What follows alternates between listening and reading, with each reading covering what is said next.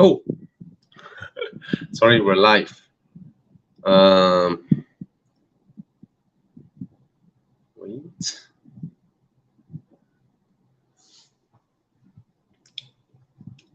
Hello, let me know if you're here. Um, hmm. Ooh. Are the comments coming in? Say hi. Hello. Yep.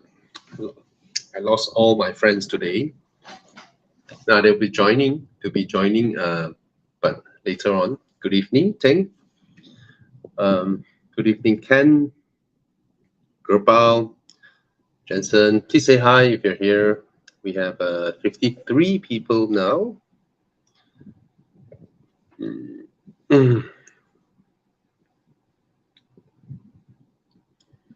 Hello, Alex. Hello.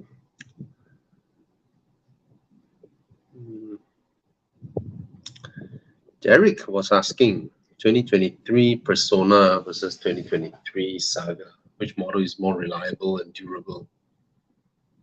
They're new now. New Protons are, I don't hear much complaints.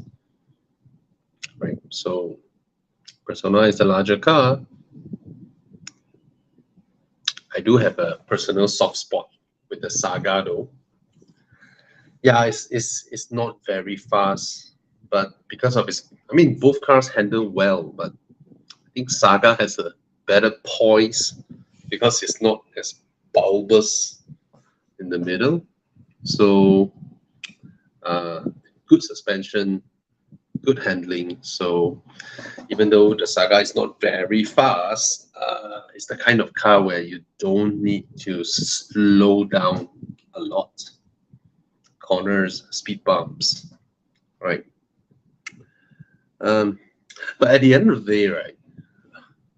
Some people drive, right? They don't slow down that much over speed bumps. They don't avoid potholes.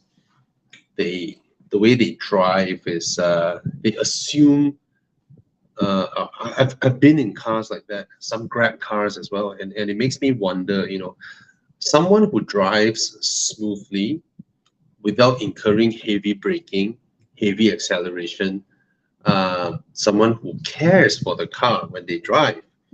Like, of course, you have to look at your surrounding, whether there are cars behind you and whatnot. But someone who scan the road, seek the flatter roads to drive through, uh, don't go crazy, heavy braking, heavy acceleration, and they turn even when they turn, it's a gradual, clean motion. These type of people versus one who has lesser mechanical sympathy over their cars. Over the long run, your car's going to be way more reliable, way lesser maintenance, right? People don't realize that. You check your tires every day, your tire pressure, you check it every day, make sure it's proper. Do your alignment at least once every 2 months, you know, uh, check your alignment and all that. Your tire's going to last a lot longer, right? Um, I know some people who drive fast on Genting, but clean. The tires never had peeling issues. They check their alignment. They make sure the tire pressures are proper. They drive cleanly, even though they drive fast. Um, yeah, I mean, I've never had tire peeling problems. It's really the way you drive affects your total maintenance regime. That's something important. All right. Kenneth, you don't need an international driver's license driving in Thailand. All right. Kevin, 328 GT. It's a lovely car, but it's also old now. It could have been, if you're buying one now, you could be the third owner, provided you found one where you are like the second owner, you know, because these cars, they have come down in prices from close to 300,000 to about About 8 years ago, they are about 220,000. You should expect decent maintenance from someone who buys the car at 200 over thousand, and then it gradually goes down to, like, 120,000, 80,000, 90,000. When someone buys the car at 80, 90,000, um, it will be in a totally different demographic, and they might try to, um, be more like trying to save more costs when it comes to maintenance. So you really have to do your due diligence and get it checked, right? That's why Evo Club, we have 53 inspection centers that can help you do pre-purchase inspection. Different places charge different prices. That's up to them. But if your car is less than 8 years old, and if you go to one of these to do pre-inspection, maybe they will charge you 200, 250 ringgit. But if you purchase our Evo Club extended warranty, then your inspection will be free, provided your car passed the inspection. Okay, if your car passed the inspection, means it's good enough. I mean, I don't mean great. I mean, you're buying a used car, right? It's good enough for you to take ownership of. It is also good enough for our warranty partner, GMR, for them to have a case to see. They are actually backed by RHB. So our warranty partner is backed by RHB. For every warranty that they agree to sell to you, they hedge it against an insurance plan from RHB. So the car has to be in decent condition for RHB to be willing to sell them an insurance to provide the warranty for you, right? So it all makes sense for everybody, and it's not costly. There is a rough price guidance in this page that, say for example, a BMW, I can't see from the screen, yeah, starts from 1,000 plus, and for the items listed, if you scroll up a little bit, Jiang, then you will see the items listed. Now, if the item is listed here, it will be covered, no questions asked. So if you pass your warranty, and then you purchase the car, you purchase the warranty, you pass the inspection, then only you will purchase the car, right? Then if you purchase the warranty, then your inspection will be free. And then you look at all these items, cylinder head, camshaft, blah, blah, connecting rod, torque converter, input output shaft, sensors, say sunroof motor, supercharger, turbocharger, these things. If it is listed here, then if it goes wrong while you are under the warranty period, it will be replaced. Okay. Of course, it will be replaced reasonably, basically meaning that because on every claim you have a limit. All right. So within that limit, they will try and fix your car so that it's returned to the road. If you bought a 7-year-old car, you can't expect a brand new part on that. All right. Anyway, so that's how it works. Okay.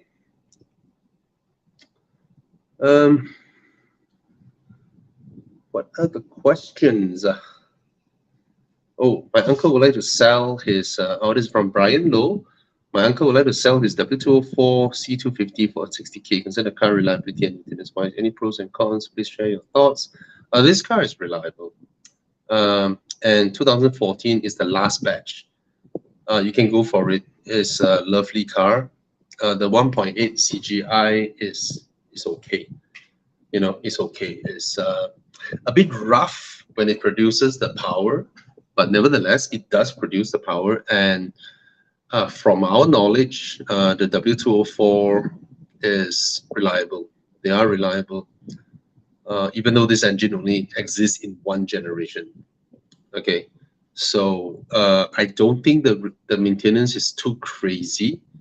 Most of the workshops I ask when it comes to W204, they all say, yeah, it's okay. Some of them, have some loose pulleys over the years. But of course, it's still a 9-year-old car. So when you got the car, but it's your uncle. So that's the good thing. It's someone you know. And if you know your uncle is not in financial difficulty when he sells you the car, then you would know that the car has been taken care for, and not skimping, skimping on maintenance. So yeah, go ahead. It's a good car. It's a good car. Pretty solid interior as well. All right, and you get a footrest under the Beetle 5. All right. What other questions? So we have 162 people here. 55,000 kilometer F21 25i. Is it okay if I want to drive it for 5 years? Of course. It's perfectly okay. It's perfectly okay. All right. 55,000 km is nothing much. But then this is just the mileage. You have to also look at his total engine hours. All right. A proper maintenance regime should be with the engine hours and not the kilometers driven. All right, how long you kept the engine running. You see a lot of valve fires driven by drivers. They stop the car at a shopping mall outside on the ring roads. They keep the car running because of the air conditioning. They just, I mean, it's their boss's car anyway. They just sit in the car, wait for their boss 3 hours, 4 hours, 5 hours sometimes out of a shopping mall and all that, right? That car, even if the mileage is showing, let's say, 80,000, but the engine hours could be closer to 200,000, right? So whether your tires are rolling or not is irrelevant. Your engine is firing, is running. All right. So give it a good service. But of course, the first thing you do is get it. You can also go for one round of pre-purchase inspection under the Evo Club Extended Warranty network. Again, as I mentioned, we have 53 inspection centers wherever you stay. Just search Evo Club Extended Warranty.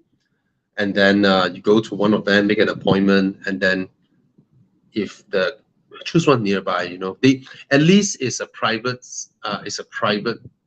or third party that helps you check the whole car, make sure everything is okay. At least instead of buying it and then you guess, right? And then after that, if you buy the extended warranty, your inspection fee will be waived, and then you have a peace of mind to drive it. Until the car is 8 years old, then I'm sorry, RHB isn't willing to.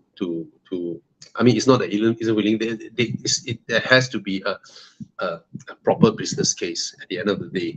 Okay, so F20 is okay. It's just that because it's a small car, after driving it for 2 or 3 years, you might have the thoughts of wanting to change the car.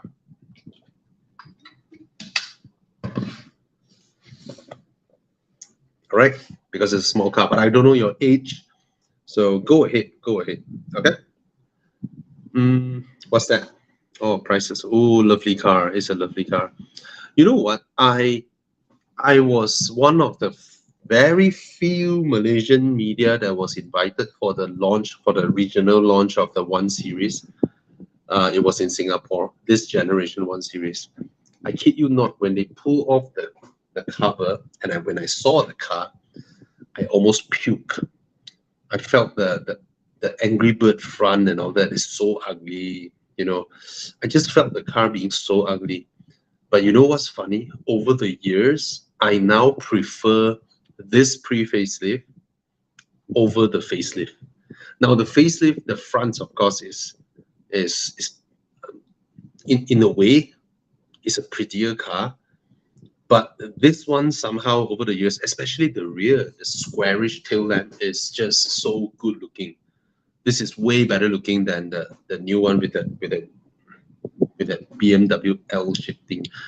I do not know why. So given the choice, I will always go for the pre-facelift now. All right. What do you guys think about the CX-30's reliability? Price point compared to other SUV like Toyota Cross and HRV. I would say for modern Mazdas, apart from the diesel having issues, I don't hear people talking about you know. But at the end of the day, the Sky Active is a high compression engine, right? Very high compression engine. Of course, Mazda engineered it well. Um, but how long term you'll be talking about, right? If you're telling me 20 years, I will always wager my bet on a Toyota. Okay. But normal time frame, 7, 8, 9 years, I think. But anyhow, amongst these three, I will go for the CX-30. But then I don't think it's better looking than the HRV. Even however good looking the Thana, however good looking the CX-30 is, I really do think that the new HRV is handsome. The Toyota Cross looks the largest, and the CX-30 should be the smallest car here. But you have the Mazda, you have that Mazda handling, which is better than the others. It's a great value point, and also I think that whole sitting position, the back, I mean, Yeah, it's a good value. It's like comparing a Myvi to all the cars. Like, end of the day, it's have to accept it's a good value. yeah, yeah. All right, kid. Hope you see this. Thomas, I just want to say this. Yeah, the Saga interior hasn't changed much for many years in terms of design, but I tell you, you have to go and look at the current Saga versus one that was, let's say, um, when Geely just bought over. The solidity of the build is totally different. Yep. I think when Geely bought over Proton, right, they introduced in all their standards, their tolerances, and all that, right. The fit, okay, it's a cheap car, so it's built with cheap materials, right? It's plastic all over, but the solidity of everything that was put together, the fit and finish is so precise.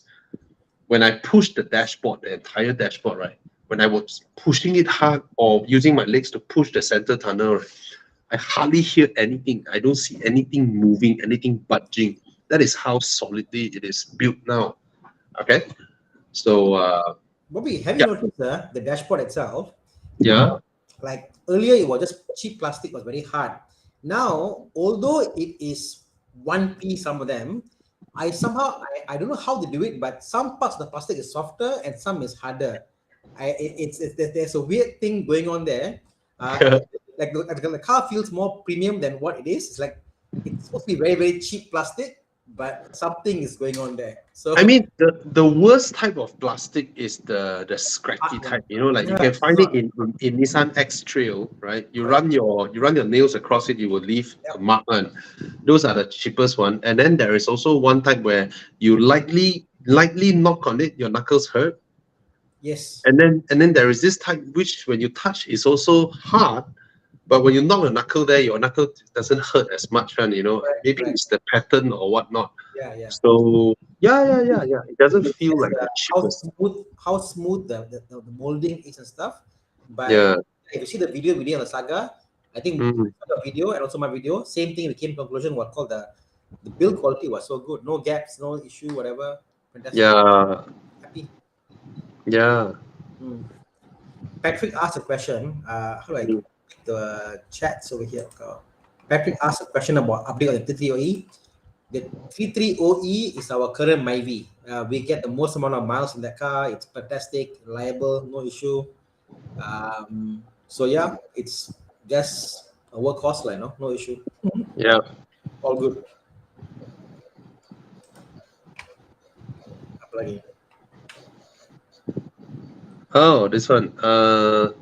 Ting Tian 1. Yep. It is very affordable now. In fact, if I were to buy a small hatch for my son to practice driving, or the first car for my son, I would go for this. You know, a V40 T5. Yeah, because it's a Volvo. Yeah. I got a comment from Thomas. Sorry. From Thomas. The last time we had in this live session, prices have gone up 10% for the 840i because the live show. That's what he's thinking of. I don't know. Well, uh,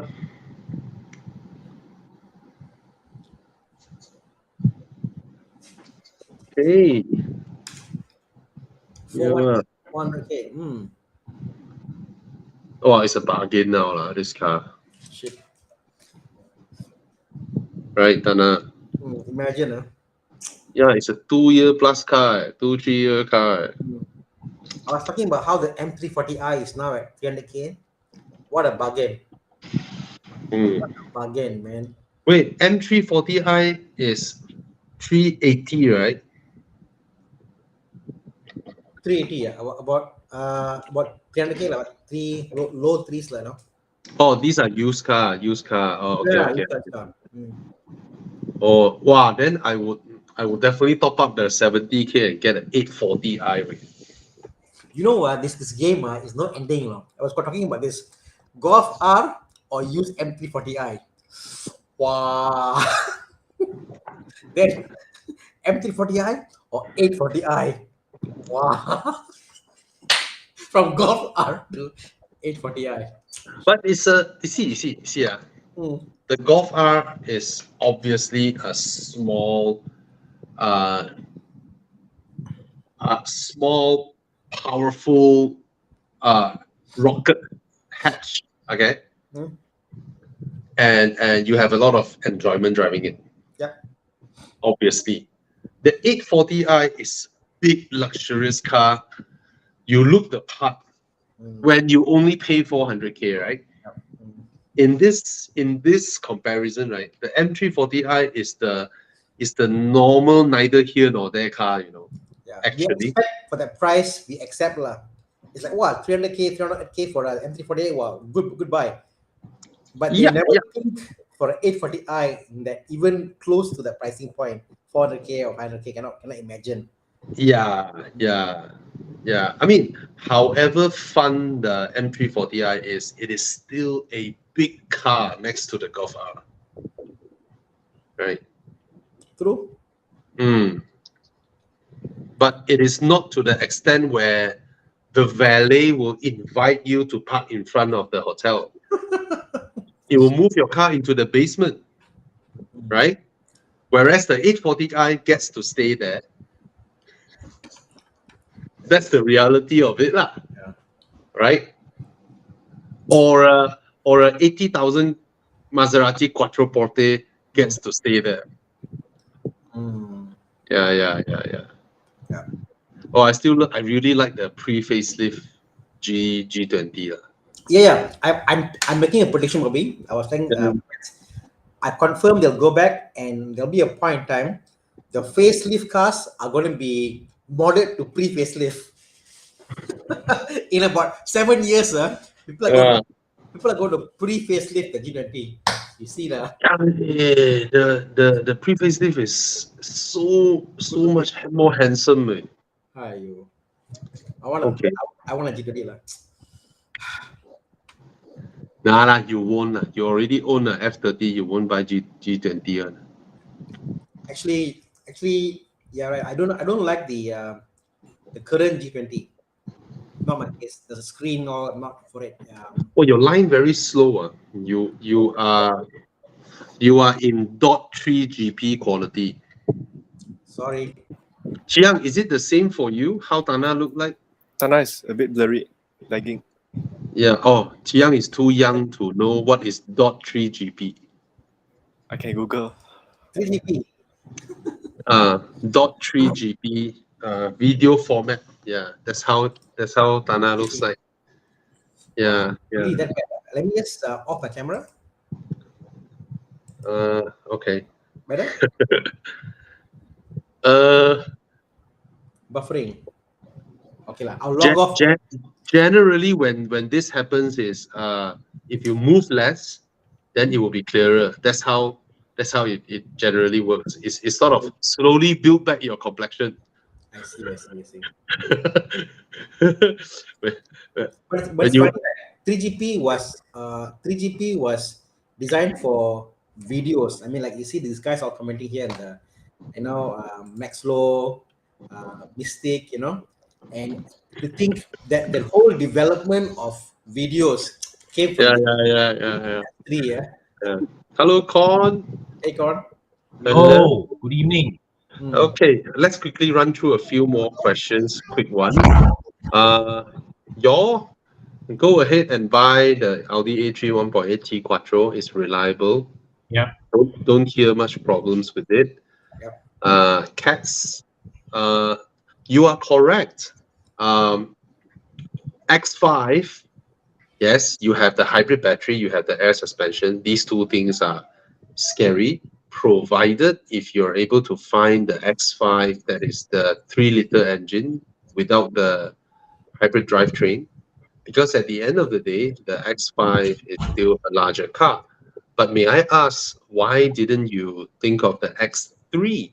Because the X3 is, to my knowledge or memory, 90% the size of an X5. Is a distance away from the 2019 X1. And the X1 actually, when it comes to interior fitting, the choice of seats, the way you sit in the car and all that, right, is let's put it this way, it is a budget BMW. Whereas the X3, maybe the X3 is popular, so the used car value is strong. But how much is a 2019 X1? So we can gauge the price point that Cats A is looking at. 120-ish thousand. Okay, should be around this price point. Is there an X3 around this price point? It would be the search any- previous Gen X3 law, I believe. Don't search 2019. 2017. No. 2018. 2018 X3. Sort by price.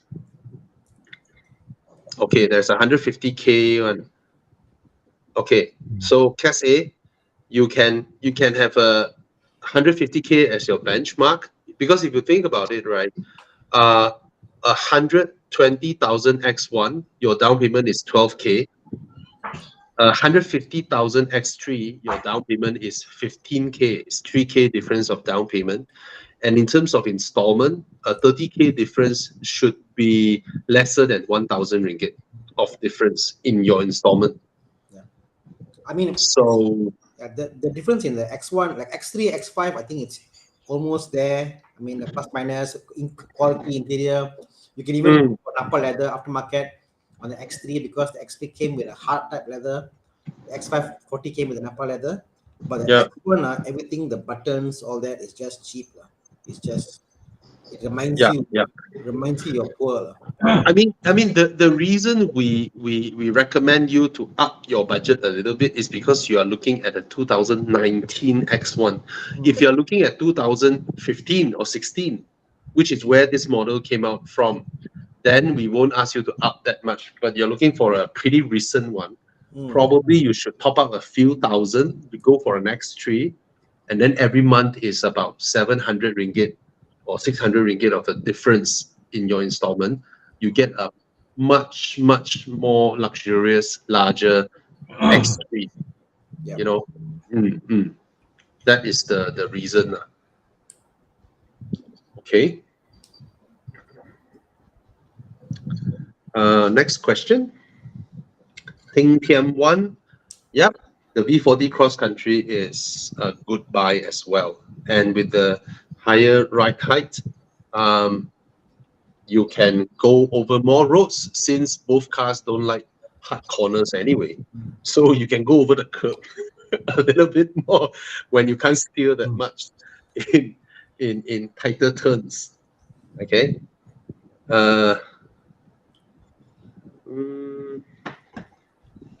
Oh, good evening, Tanajin. This guy is talking about the X3 being the sitting position. I guess. No lah. I guess it's like this lah. X1 is one level, X3. As you go up the range, it gets better and better. It's definitely better than X1, but I wouldn't say it's like Hilux lah. Hilux is really upright. So yeah, I would say the X1 is here, and then the X3 is here, and then the X5 is here. Yes. It's something like that. Mm. So provided you are not looking at the X5, you're looking at the XC90, which is like way nicer.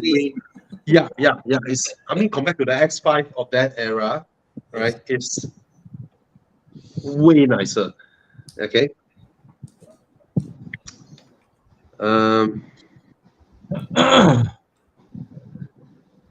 Okay. The guy was asking, what do I think about the Omoda 5? I mean, as per my review, from the outside, it looks like a 300,000 car.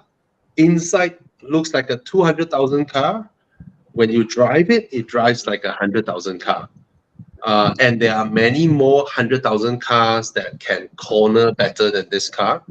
This car is predominantly tuned for city driving. Very light steering wheel. It's not that it's all over the place when you corner. It's not that. It's just that you can tell it is not the type of car whereby, let's say a Mazda, right? They have that kind of intuitive chassis that when you drive fast or bordering illegal, you feel it's fun, right? It's just a normal car for normal people. You can think of it like driving a CRV, or something that type, And the safety systems. Most Chinese car we notice they have a lot of when you're moving close to stuff and all that, but it has the kind of features where this price point just doesn't have. All right. Sorry, check what's my Volvo dot doing. Can we just look at come yeah. Yeah. Anything caught your eye? How about this one, Eddie? Yeah. Passat. How much is it close to a Arteon? Because it's or has it depreciated a lot because they no longer sell the Passat? I think, It's a new Passat. yeah. But that time, the Arteon on sale, they've not launched Arteon at that time. I think. Earlier Arteon. Launched already lah. The earlier Arteon is there, what? Oh, but it was the front wheel drive Arteon only, right? At the time. So they have that. So I wonder how is the depreciation on the Let's find out the value. Let's see the year. I can't find 2021, but 2022 is about 160, 170K. Whoa. Yeah. Wow. That's a lot. Say Volkswagen will no resale value.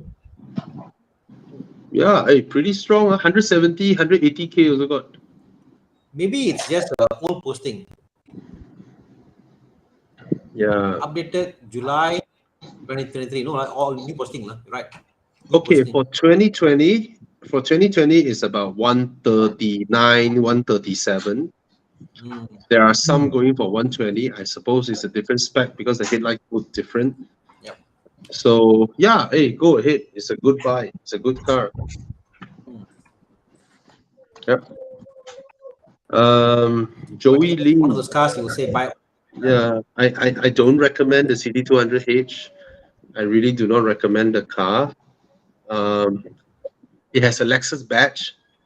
It's a handsome car, but that's about it. That's about it. It has no power. Interior doesn't feel luxurious. Very, very cramped. The rear seats are cramped. The boot is cramped. And then you have a hybrid battery inside, which will cost you a couple of thousand when you need to get it changed for no reason. So I don't recommend this car, even though it's sort of like the only Lexus without a strong resale value.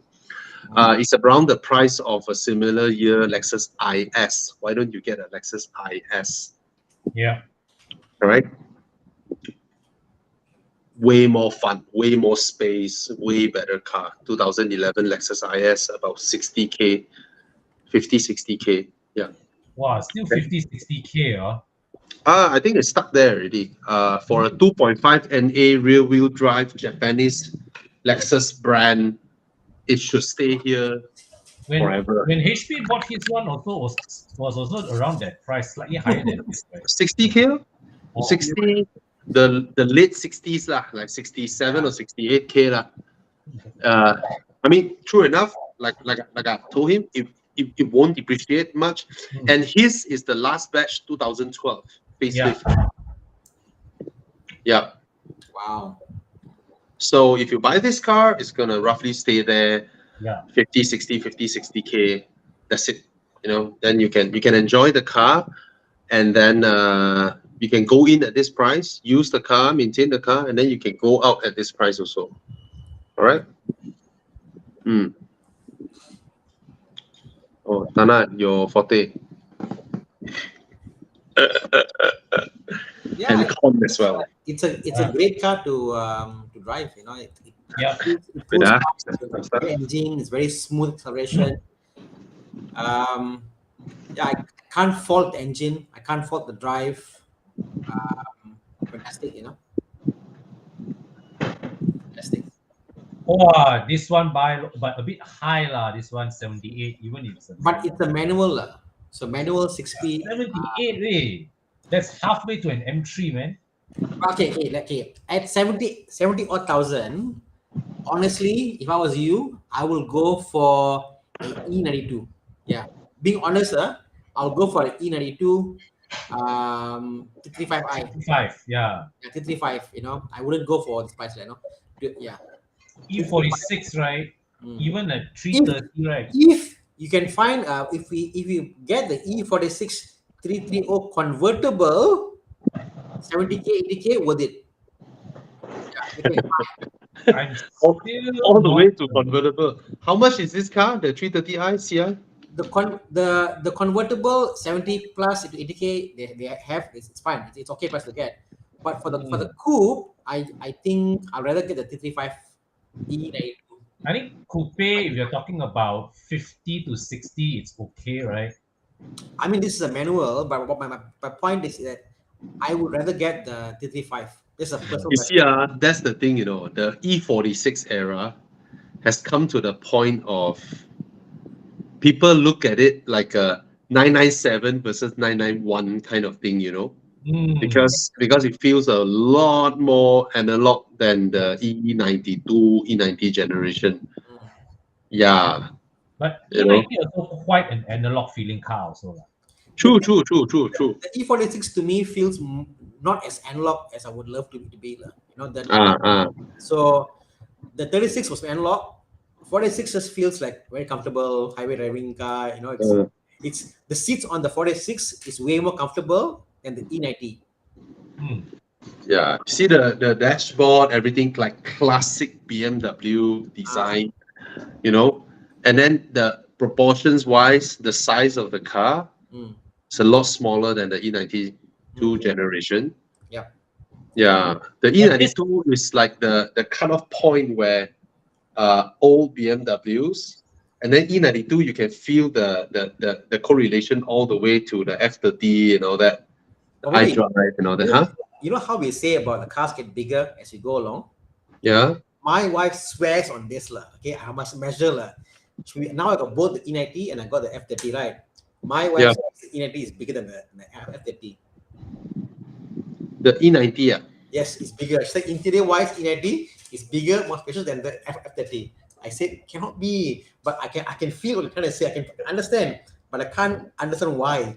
But exterior is about the same, I think. But inside, somehow the E90 does feel a bit more spacious than the F30. I don't know why. Really? Yeah. E90 is not exactly a spacious car, you know. I don't know why. I got these two cars in my driveway. I need to measure, but somehow, and maybe because of the center cluster, center gearbox, is bigger on the FF30. So I think the seat has become smaller on the F30. The E90 is a smaller center and it's a bigger seat. So I won't measure and do a video on that, but apparently I think I was shocked, you know, it's maybe true. But that feeling is true, and when your interior, the dash and then the center tunnel and all that has less things, it makes the car feel more spacious. This is how people feel when they go into some classic cars. Like outside is very small, but then you go inside because it's so tiny, everything is so small, right? You feel like, hey, I got a lot of room. Like my Fiat 127, right? Yeah. it feels so spacious inside, despite the car being so small. So Mm. I need to measure lah. This is the fact. No need to measure. Yeah. Chiang's doing it for you already. So you see, it's wider. Obviously, it's wider. I understand that. Yeah. Obviously, it's about the same height. Yep, I understand that. But no one does interior. They see. Oh well, just about lah. Well, perfectly proportional. But yeah, if for the price, I think if you want, I think look at a convertible, 70-80K. I think it's fantastic. If you can get 50K for the price, I think it's a good buy to get. 50K is what I'll pay for an E46 63 OCI. Same. Okay, Ronald, give idea, measure the windows. Okay, I will do that. I definitely must make a video on comparing the cars together. It's something that actually my wife and I still don't agree on, but we're going to measure. Mm. Okay. Checking on used recon car, extremely confused between. What is your definition of an all-rounder? What do you define an all-rounder is? Well, I think for him the seating capacity is fine, but the ability I think to go like weekend drives and go for office work, and I think just that ability to go do a lot of stuff without having concerns about being to a place like car parks, Basically, the car needs to be able to go a greater variety of locations, lah. Yes, correct. So the CLA 45S and the GR 3.0, I think right comfort wise, the Supra is probably more comfortable. I would think. What do you say? The current CLA is very comfortable. The current generation CLA 45s. Yeah. It's very comfortable. They don't ride as harsh as the previous gen. Well, one is derived from a passenger car. Obviously, on day to day, you will find the CLA 45 a more usable car day to day. It just from the shorter doors is enough. You drive if you have a coupe, right? You go out, right? You park normal parking lot. The moment you open your door, it's like your door is so long, right? Going in and out, really, this is a pain. Yeah. For modern BMW owners, if you do not know this, you double click your unlock button. When you want to open the door, the windows will go down halfway because it's frameless. It's easy to go in when it goes down halfway.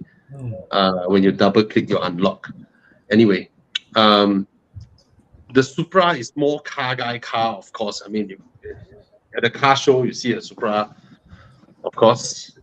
So you really have to drive both and decide. Both are great cars. The CLA 45 probably in 1 month you would have explored all its potential and all its capabilities, whereas the Supra is a real drive. You can practice. Go faster and faster. Not sure will it ever beat the CLA behind the hands of a normal amateur driver like us. Most of the time, we drive the AMG 45s a lot faster than those. So, what would you? We just go with which one would you pick, Thana? Supra. If I didn't need the seats, definitely Supra. Okay. It gives me more enjoyment lah. The CLA to me, it's fast, it makes nice sound, it's rapid, it's angry. But after a while, I want to just chill out and drive. I think the Supra was let me chill and drive also. So I think the chill factor is in the Supra. The engine, the inline-six engine. Inline-six, smooth. Instead of a highly strung four-cylinder. Correct. The CLA is a highly strong engine. This is a very smooth engine. It goes and comfortable driving, whatever. You look cool. Definitely the Supra. It's all round. Pick up girls. Pick up your homework. Anything you do, all rounder. Con, which one would you pick? Supra lah. If seating capacity is not a concern, it's the Supra lah. Okay. I would definitely pick a car that is not two-seater. For my own, I would not buy a two-seater car. Okay. Yeah. Okay, Derek Chong asks if a Saga can do JB to Malacca. Of course, no problem. It will do it, Mm. but it's stable. The modern protons are all stable on the highway, unlike those days. But at the end of the day, it's still an entry level car. Power wise, not much. You need time. You need time to get speed. You know, Yes. you need time to build your speed and hope you stay that way. And of course, most of the time, a Peroda will come out and block you, or a P plate car, and then you will slow down, and then you take your time to build back your speed. Mm. All right, and there is also this thing, Malaysians, if they drive a Toyota Wish, right, they are going at 110 on the fast lane. They see you coming from behind, Proton Saga. They know at any given time, if they go full throttle, they will be faster than you. Then they won't yield. They won't let you pass. So there's a trick, man. I tell you, if you drive a Saga or Myvi, you always kena this thing, right? People don't let you pass, right? They just block you because they just don't like you. If you see a BMW or Mercedes coming from behind, you let them chase that car away. They will let that car go and then you follow. I mean, it's a proven thing, A lot of times you see they try and then the guy just don't yield. It's like, I can go 130, 150, come back 110, But if you want to use your budget to buy a four-door car that is okay on the highway, safe enough, respectable enough, people will yield for you. Why don't you take your budget and look at, if you are okay with it, a Toyota Mark X, right? You can get one for 40 plus thousand, and it's a 2.5 V6, and it's a Toyota, and it has 200 horsepower. It can do your JB Malacca really well, but of course, it's an old car. You need to get it checked. You need to maintain it. But trust me, it won't be a nightmare. Yeah. Okay? It will not be a nightmare.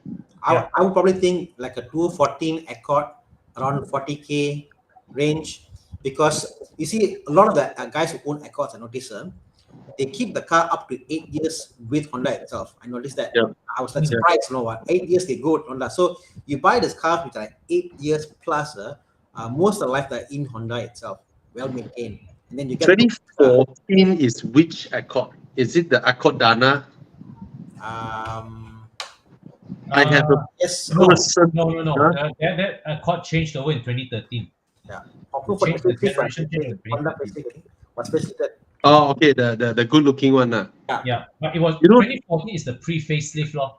You know that day, I called Grab Premium, and then a Honda Accord came, this Accord, okay? And when I saw the car turn in, right, I was like, oh shit, the bumper is scraped, the doors were scraped, And then, true enough, when I got into the car, it's so poorly maintained. And the moment he turned his steering wheel, I can hear the sound, crop, crop, crop, crop. Then he crossed the speed bump, clong, clong, clong, clong, the rear arms, the bushing. Oh, it was a suffer, I sat in that car all the way to KLCC. It's like, oh shit, man, the car, and the guy drives like shit, like the light turns green, he go full throttle, got near the car in front, heavy braking, full throttle, heavy braking. It's an idiot. The guy is an idiot, absolute idiot. So when I finished my meeting, I called Grab plus the normal Grab, the Vios City Grab.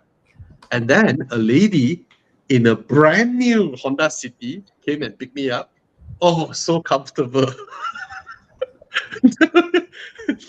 Slow and smooth driving and all that. Anyway, Thana's suggestion is not bad. A 2014 Honda Accord. Is it around that price? Is it around the 40 plus K lah? Okay. Right, 40, 50K. Go for that. All right, cheers. I like this question. What? Please, Darren Wong, please buy the repeat AMR. Please buy it up. There are only about how many units in the world? I think less than 200 repeat AMR. Yeah. 600 horsepower, full carbon interior. The most extreme version of Rapid. Please buy it up. Please buy it up. All right. Please. 210 ever made. My God. I don't know. Can find. I don't think can find, right? 240,000 brand new. My God. Yo, someone selling 1.5 million. Bargain way. Shit. Right? Go buy it up, please. This is like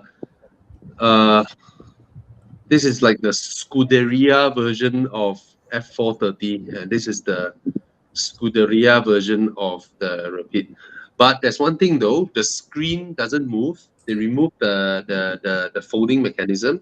The entire center dash, the leather wrapped center dash, the entire thing was removed. In place is a single piece of carbon fiber, matte carbon fiber, running all the way from the front to the rear. So you don't get glove box.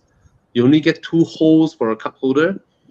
And the door cuts are all Alcantara because they are way lighter than leather. So it's a very special car. All right. Go for This it. is obviously with text, right? This is without text. Sorry? This is without text, right? I assume. No. This should be with text.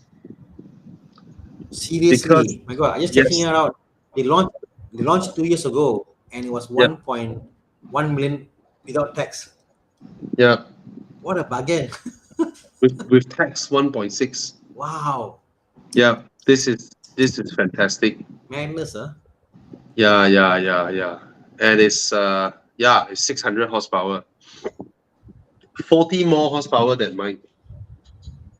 Bapulo. Yeah, only 200 units in the world. Okay. Super rare. Okay. Hasbullah asked a question. Oh, Yeah. I want to answer this one. Okay, go ahead. Please highlight it. Where? There, the fourth one from the top. Who? Hey, you Hasbullah. cannot click, man. I What's wrong? couldn't click. I used the wrong link to Marcel. Okay. Hasbullah, the X5 is a great car for you because then you will be able to do a lot of plug-in hybrid related content way. Mm. But I guess Uh, even without the hybrid, if you get the non-hybrid, I don't know. The air suspension, that one is I won't worry about the SS. I mean, the SS to me is the least of my problems. Hasbullah, 2017 X5 is not 170k, it's 110, 120k. yeah. Yeah. So 110k everywhere. 110k is everywhere. because this what 2017 2018 the prices are dipping is simply because those cars are coming out of warranty And the hybrid system lah. and the hybrid system. Yeah. Yeah. Hmm. Yeah. So up to you, bro. Up to you. Because the 3-liter X5 is what? I think the last one I know was sold for about 130. I got a feeling that he's referring to the non-hybrid. No, but 3.5i was sorry, the hybrid was introduced in 2016. No, but Okay. the non-hybrid. Okay. So Hasbullah, please get the 3-liter, the 35i. Yeah. I'm looking at 139k. Mm. Please get the 3-liter, then it's fine. Yeah. All right. Okay. Just now there was a question. 2016 7 Series. Please buy. I saw the question. Fantastic value. A cousin of mine just bought 2017 or so. It's like 170k. It's a bargain, right? 7 Series. It's a bargain. Please buy. Currently having an ES, looking for a sport long wheelbase sedan.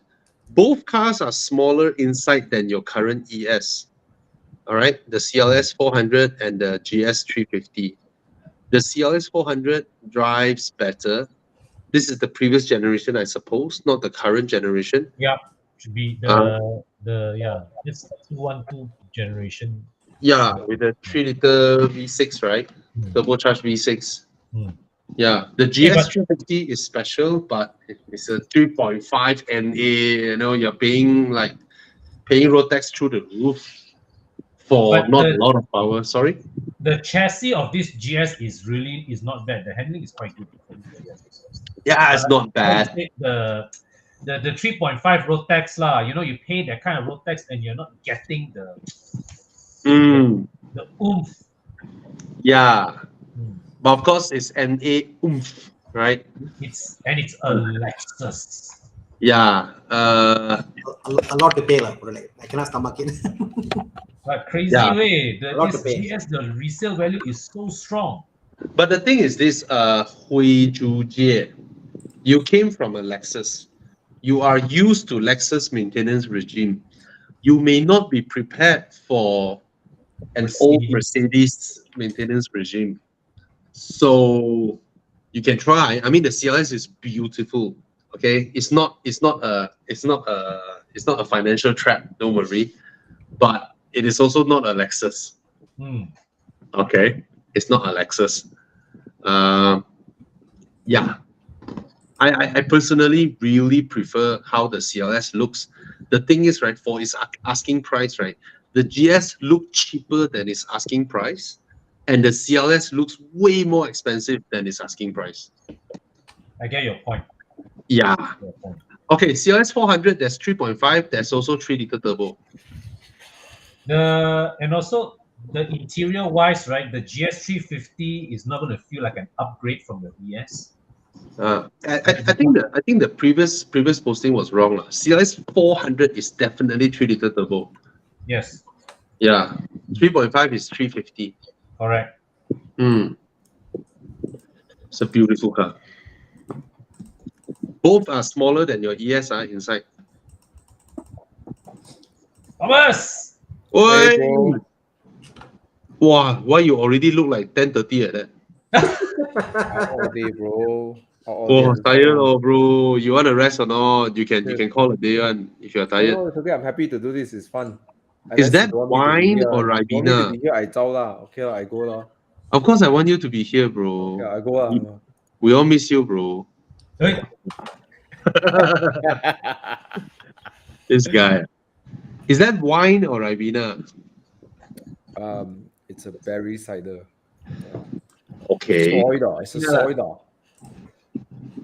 So it's Ribena lah. Ribena with a bit of alcohol. Unsweetened Ribena. Okay. Come, let's speed through. We are only like we are 1 hour behind our questions. Wow. Okay. Ooh, what? Oh, what kind of question is this? RS6, thank you, bye. Yeah. RS6 law. RS6 law.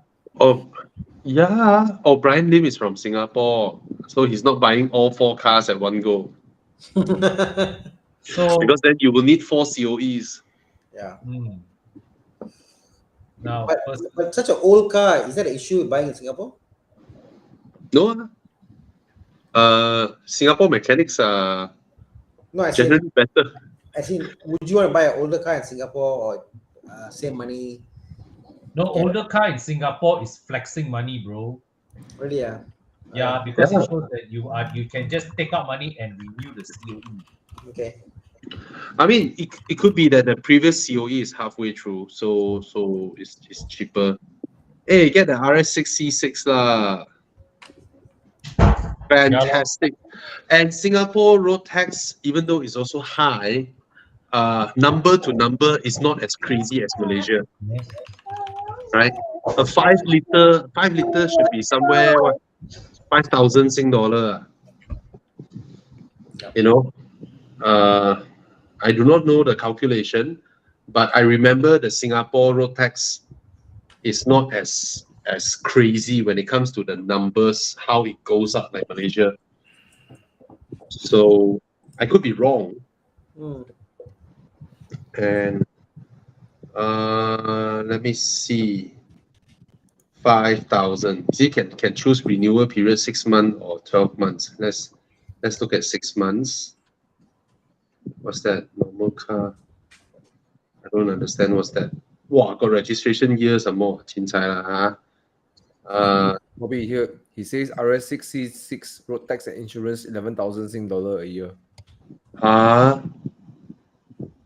Oh. Okay. Almost the same as Malaysia. Now, Malaysia road tax is fixed at 12,000 for a 5 liter. Yeah. So go for the RS6 though. I mean, it's only 11,000 what?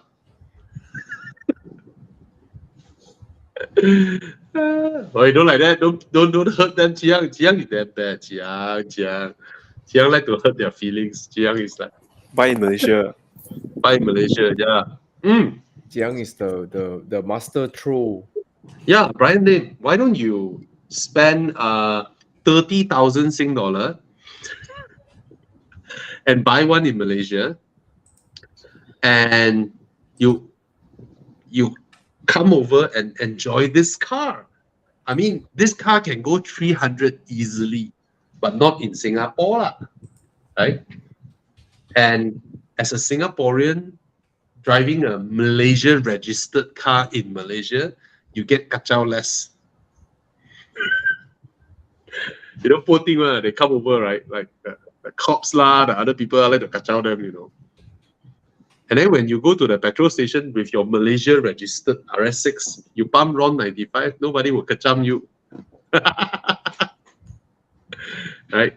Anyway, yeah, consider that. Buy your fun car in Malaysia because you come here to have fun anyway. Right? Then you cross the causeway and then park your Singapore car. But you can't show off to your friends you got this car. Never mind, you can show them your road trips to Thailand together with us. My dad's friend, they invest in a common business. You know, he's very wealthy. Then my dad asked him why, because he has a GT2, he's a 992 GT3. Yeah. And he has a Maserati Levante. Yeah. And 212 super fast.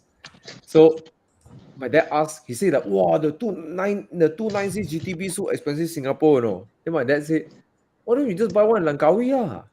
Or buy in Malaysia, pay duty lah. He said, if I drive the car Singapore, people look me. If I tell people I buy a Malaysian 296, people look down at me. So it's like, you got GT3, you got 812. No, it's like what, you know, back in 2015, right?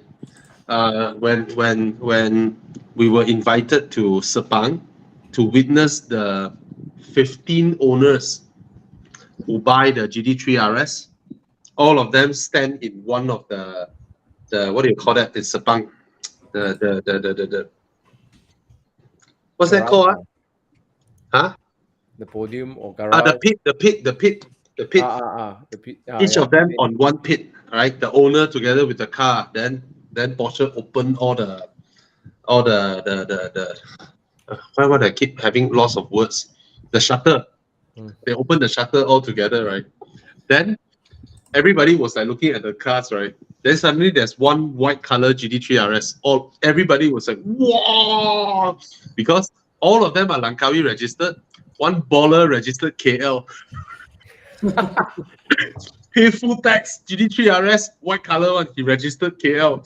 So when the thing all opened up, right? All Langkawi, one registered KL. Wow! Everybody like salute. Thank you for boosting our economy. You know, pay full tax, register here. Okay. Tiguan 1.4 for daily highway drive and all that. Fantastic. Bye.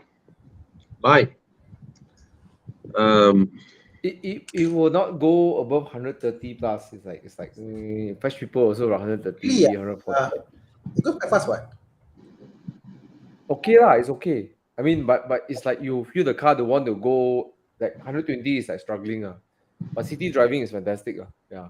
Mm. Yeah. Oh, No, you but mean forget the engine, the I chassis mean, is very nice. The I've chassis driven, level is very I've nice. driven fast the Tiguan lah. 160, 170 can go, no issue. Yeah, it can, Yeah, it can. no issue. I've never been that fast on the Tiguan. Bro, But anyways, on highway cruising is very nice. Yeah. I've been on the Nice, car nice, nice. fast. It gets up to speed also very fast. Mm. It's like I was shocked that it's a 1.4 turbo, but Mm. I'm surprised how fast it gets up to speed. I'm like, wow, this car can really go up to speed quite fast. Well, look, then Dennis has been to 160 before. Oh, I don't have the guts to go that fast. I think 130 max already. I don't overtake, then yeah. I don't know. I can't believe Thomas never drive that fast. Like, Yeah. I have believe doubts. I have doubts. you would test the car.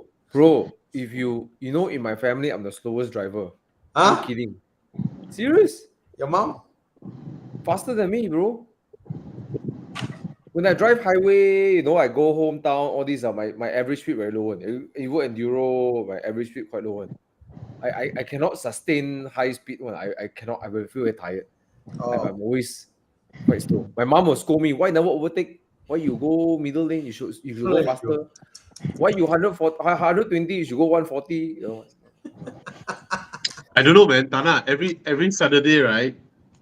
When I come out from Evo Club Tri Station, right? Bro, I don't understand. I know how much I drive at. I know the cars that I drive. My speed is there. And you go, wow, you go like, I'm like, bro.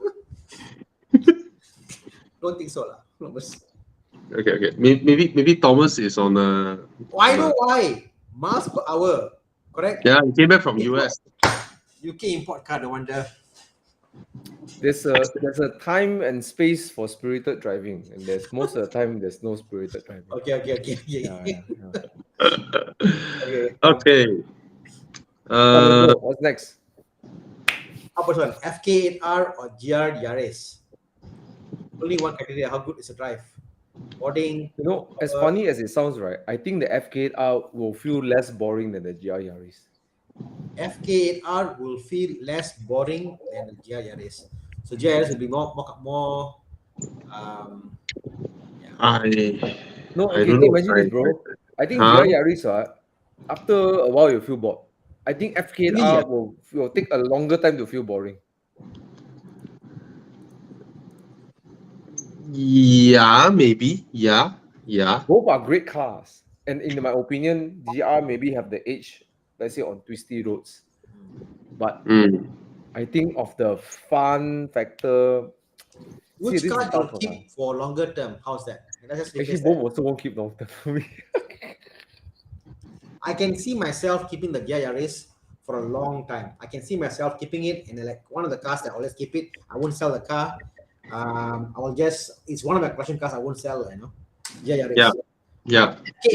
I'll have fun. I do it. And like, okay, right, enough is enough. I just sell it. So I will go for the GR Yaris also. Yeah, I'll keep. I mean, if I can afford to keep the cars, one of my collection cars, it'll definitely be one of the cars I collect. Nice, yeah. Sorry, bro. It's just so nice. Special You can't get that feel that GR Yaris in many cars. Not many cars deliver that same kind of feel for me, at least, Yep, it's special, but I don't know. Something for me is like a miss for me, the Yaris. There's an X factor missing for me. That's a problem. Yeah. I think the GR Yaris gives you everything too easily, that you find that there isn't much of a learning curve. Yeah. So possibly. And you want 30% more power than stock. My God, these are highly tuned cars already. Apalagi you mau. How much is Yaris now? 250, right? Sorry? 250, right? Yaris. It's a price around 250. The used prices I'm not sure. I didn't check though. I think it's around 250 lah. Okay lah. Okay lah. Yeah. Oh, it's really decent price nowadays. Huh? I thought this car is like limited edition, blah blah blah. No lah. They got so many of them. People say they hate to make money. What about the FK8R? More expensive than Yaris. Bro, FKR solid way, the price keras way.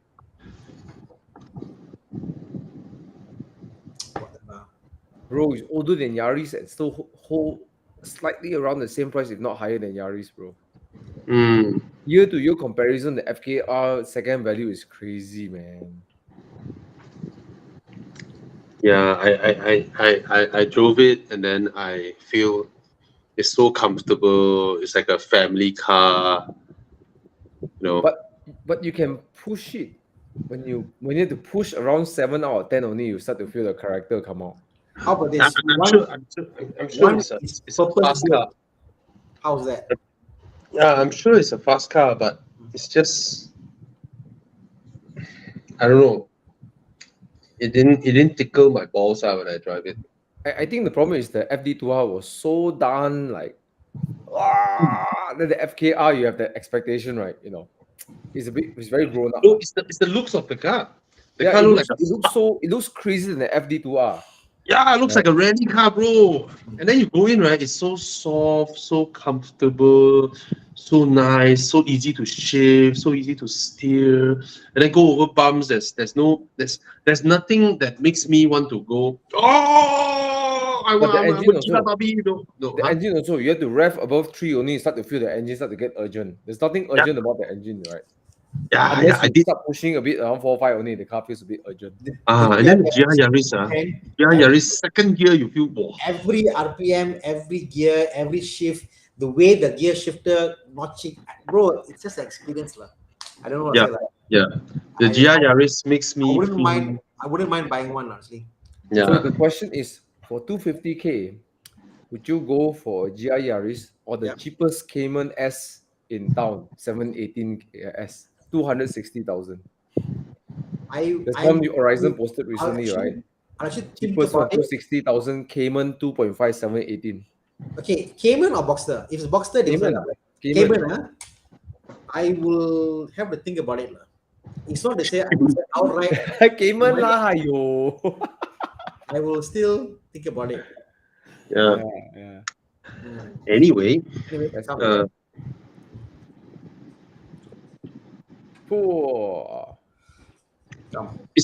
is it reliable? It's not in the reliable group of cars, but is it something that you can own and maintain and fix when things go wrong? Yes, it is. Then you can still drive it. Thomas, I'll give you an example. Sorry, come back to the whole story about the Porsche that GRS. I don't know why. Sold a Porsche, bought a GRS, and I asked him why this one, and now it's good, like no. He said, bro, whenever I come and start the Toyota, I know it will start. I know I can whack it very hard. I go to Toyota, I park in, they warranty service everything, and I know nothing can go wrong. He's like, what's the biggest bill I got from Toyota? Nothing much. The Porsche, bro, I drive, I still have this ounce of fear. Which Porsche? Which one? Because he went from a 996 over. Jordi, is it? Jordi lah. 996 turbo. So my point is that I think there is always a sense of, so the Porsche is like you drive. You take a 991.2 GT3, you whack the car also no problem, bro. Yeah, but what I'm saying is it's you still drive. Okay, I don't want to smash the car. It's a cheap car lah. Okay lah, langgar lah, whatever lah, you know. It's a cheap car lah, whatever lah, no problem. Yeah. Okay, so so the Sirocco is cheap, it's damn good looking, it handles really well, it goes like stints. There is a ton of aftermarket modification parts out there. All workshops know how to fix the mechatronic, and you can buy it and mod it and have fun with it. You know, it's a damn good looking car, the Sirocco. But buy the 2.0. Sorry? But buy the 2.0, I think. 2.0, of course. Yeah. Get a 2 liter. It's a fantastic car. It's a fantastic car, right? Yeah. People don't play this car. It's nice. The problem about the Sirocco is that it's being a Abing vibes. Really, yeah.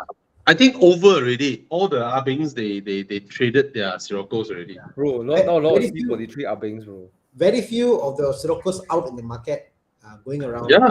So I think that it's lost that. It has become more classy. Yeah, I want to That's true, see more that's of them. true. Eh. Even But it's a even good on looking car. It's so Yeah. good looking. Yeah. even on Saturday weekend drives, right? You seldom see Siroccos Yeah. anymore. Oh. Yeah. Yeah, now you mentioned it, I miss the car. I miss seeing Yes, them on road. it's a damn good looking car. It is a good looking car. Fantastic. But I also don't want to. I just don't like the Being vibes. But you're right. A lot of them moved along to something else already. Yeah. Yeah. And the rear seat is like full adult seating is comfortable. My theory is a lot of Being moved to C43s. A45s also. Bro, today I was driving. I think a few days ago I was driving in Damansara Heights. There's one like AMG, very big one on the windscreen on top there. They put the word AMG. Yeah. Then the car wreck out the car. Zoom past me. Then I went to Bangsa. Another one. Like, I mean, no offense, because that's what they like. But it Yeah, seems they like all went Sirocco to people have A moved to C43. and A45s also. A45. Yeah. Yeah. Okay. Brian Chin. I mean, you go for the 2018 lah. If you like the heads-up display, all right, fantastic car. Okay. Nazril Omar. Driving a Civic FC 1.5 now. Currently torn between E39 or Prelude 4th Gen. Wow. Go for the Prelude. Yeah. Go for the Prelude. Very rare. Prelude. Huh? Not gen very rare. Is it the square headlamp? It's the funny one lah. It's the Round. Oh, this one. Yeah.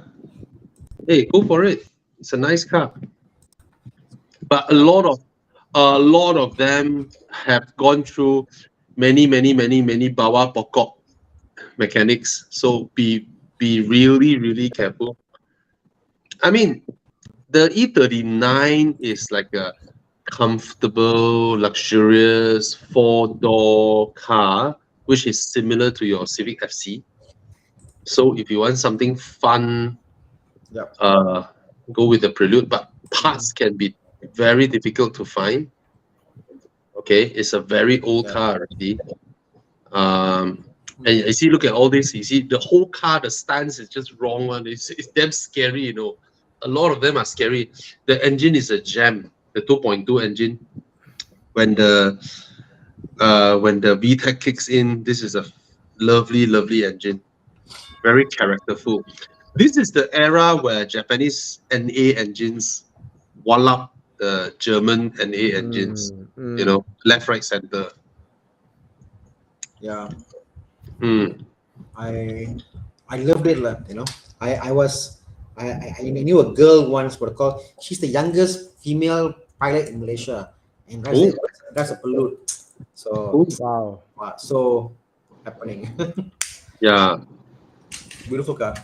But like I said, a lot of bawa pokok Preludes out there, that's scary. You gotta be prepared to go through the car, wiring, harness, all that stuff, and they're not cheap. Scary. Not cheap. Okay, shooting brake AMG, right?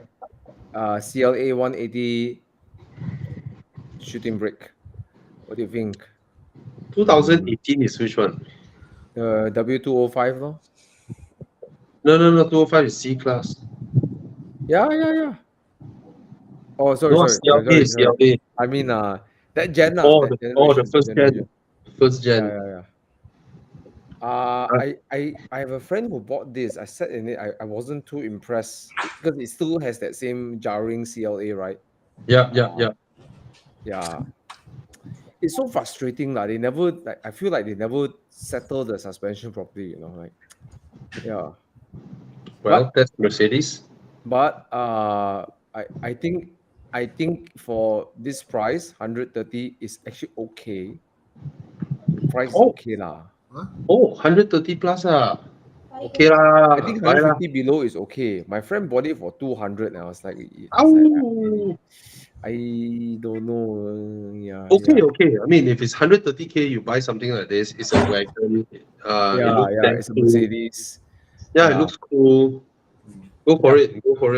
Yep. Just make sure you do a PPI. Pre-purchase inspection. Yeah. Do a pre-purchase inspection with Evo Club extended warranty.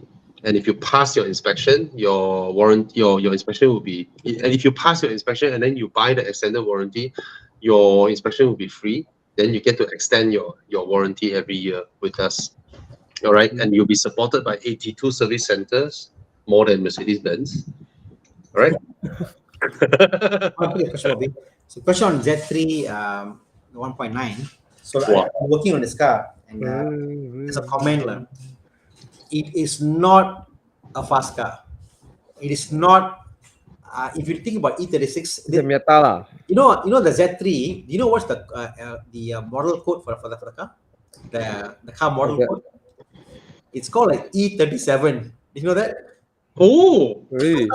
So like wow. So the E37 on the Z3, I don't like the look of it. the front is a E36, the rear is a E30. So all the rear subframe, the brakes, all the rear diff, all like E30 stuff. The front is all E30 stuff. no wonder. I always felt this car, right? The Hmm. front is larger than the rear. Yeah. So and then when you drive the car, the rear always hops because the E30 stuff like it doesn't grip like and then sketchy to drive the car. And then the gearbox in those areas are not fantastic. So if you want to get this car, get it. The 1.9 is nice. It's an IS engine and stuff, but please get the manual. The auto gearbox is just a bit crappy, just horrible. This is the era where the gearboxes keep breaking down. Man. Oh my god! I went through 2 gearbox, Bobby. It's so horrible. Please don't Z- buy. ZF in this era, right, has ruined Audi and BMW reputation. It's horrible. Yeah. So and you drive the car, you think it's a weekend car, you can drive it, but you will feel scared driving it. You'll go at 80, 90, you're like, wow, this is very fast because it's so small and everything is around you and you hear everything. It feels sketchy driving the car. It's not a particularly good looking car also lah. Pardon? It's not a particularly good looking car too. I That's the thing. think it It's looks special. older. It looks older and classier than what it is. It looks Think about quirky it. lah. Okay. It looks- Yeah. It's a 97 car.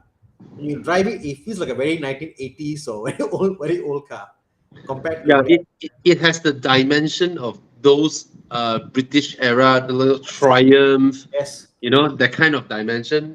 Yeah. It feels like my GF lah. You feel like you are not sitting in the car. You feel like you are sitting on the car. Yeah, I mean, and to compare this the same era as E36, I'm looking at the car, I'm going like, whoa, this is so different. I mean, from the windows to the lining, everything about the car is not as built as good as the 36. So yeah, just need to prepare. You must have a car porch, must park indoors. It's a soft top. It's got sound here and there. It's just the way it is. But it's a nice car to drive. It's quirky, but it's a car you park and drive once in a while. Ouch. Ouch. Yeah. Ouch. Okay, question here. 9.1 Cayman or 3.0 Supra? Love the inline 6, but also nothing like a flat 6. I think objectively, the 3.0 Supra's engine is way more potent than the 9.1. Sounds nice too. It probably goes faster around track than a Cayman of that generation. Yeah. So I think this is a question of which one fills your bucket, no? If you like the Cayman, you like the Cayman, no? Don't care about the speed, no? If you like the Supra, the Supra. NA for me. Yeah, for me it's the Cayman lah. Yeah, personally, I would choose the Cayman lah. So we'll choose the Cayman. Yeah. Interior, the styling, the looks of it, whatever. Yep. Timeless lah. I can't stand Anyone Supra's look. Anyone is timeless lah. Just Yeah. Since we're on the topic of looks, this one is for you, Thomas. You know, it's so funny, bro. I was in US, right? yeah. I was driving in US at night, right? No, I wasn't driving. I was sitting my friend's 440i, and then we were at. I think it was just nighttime, right? I saw a couple of XMs. I cannot tahan. They were coming towards me, and then the big nose is like lit up at night. It's so weird. It's so weird. Wow, it looked exactly like this. Yeah. But the funny thing is, like, now you see 3 of these together. It's like you're driving in the middle of the street, right? Your eyes will look out for cars with 2 lights, right? You're used to it. Suddenly this thing come out. It's like, what the hell is this? Like your brain is like, what? I don't know, man. Looks more like a truck, isn't it? The lights, the headlights. I don't know. It's so weird, but the dimensions of the car, the cannot. Like a truck lah. Looks more like a. It looks like a. If you told me it's like a new Ford Ranger, I'll believe it. At night, it's for the lights itself. I cannot. Cannot. Yeah, I cannot too. I mean, for this kind of price, Yeah. Supra, I think this is around market value, so yeah. okay. Yeah, 3.0. I think you're talking about 3.0. So market value recon is around there. Right. Mm. How about this one? So you obviously people are doing the mods, the F10 to the GT30, and there's one for sale. Would you even consider buying one? No lah, yo, please lah, no. Imagine What the the car's resale value. Can they sell the car, or would there be a market for the car? I'm just I wondering. don't know, bro. How, Got lah, but you gotta really put low lah, you know. But No. some people like it. Okay. But Bro, look at it. but I'm impressed with what they've done. Honestly, I mean their work. I am impressed. It's just so Wait. Just look at it for a moment. All right. Shit, man. what Bye. the heck, bro. Bye. Bye It's lah. damn good looking, wait. Yeah, good. I mean, imagine the pricing lah. If it was like a very old F10, oh, 212 F10. Okay, wow. It's so confusing, bro. You walk towards the car, you open the door, then it's like, what? I know, but if you okay, I think all of us know how a standard F10 is, how they look like now, right? They really look tired, look It's old, true, it's true. you know. Yeah. And then someone who has already done this whole thing, right? You know, do Hey, why lah? You have fun with Look, it. lah. I'm And then the F10 against it. I'm against it, but look, I like what Davies is saying. I really respect that can actually create something like this. moreover, imagine moreover, a 2012 F10 is cheap, you know. If you're buying at that price, wow, and exactly what I want to What's your say. spec? What's your spec of your G30? Oh, mine is a 6 in 9 NA. whew, So what I want to say is this. The F10 is currently like a 60-70K car.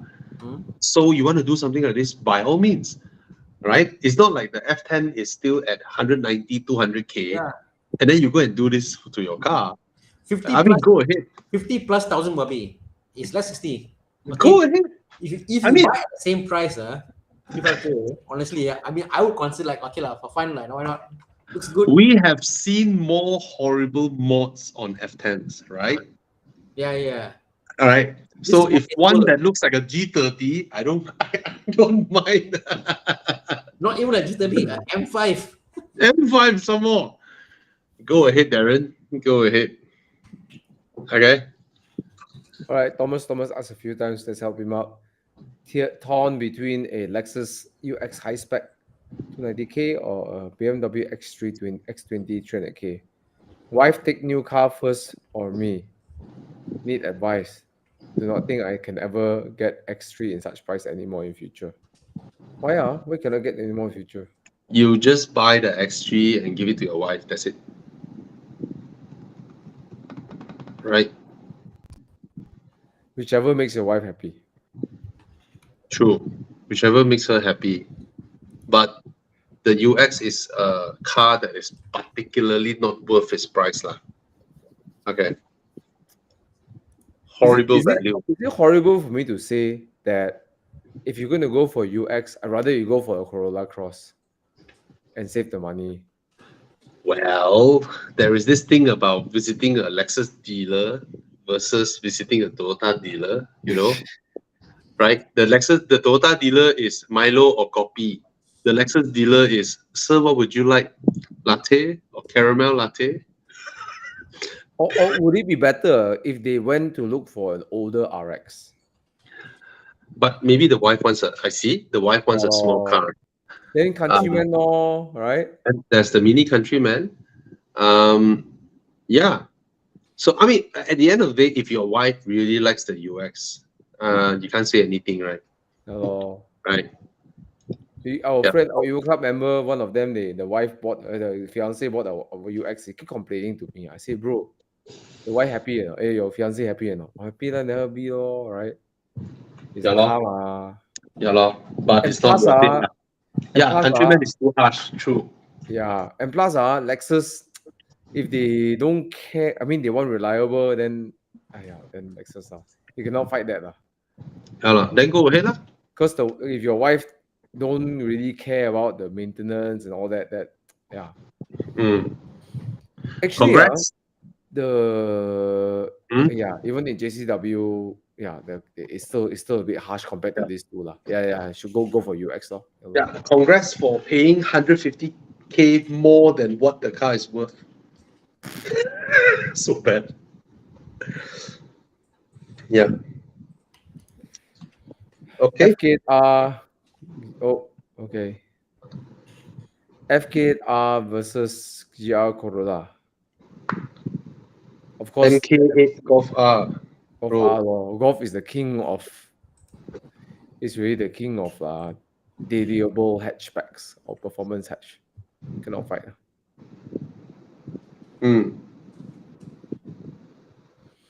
Okay. Which one better? Audi Q5 or BMW X3? I would say the X3. I mean, the Q5 rides well as well. I mean, both cars ride really well. But if it's which one to buy, I would think the X3 is more competitive. Okay.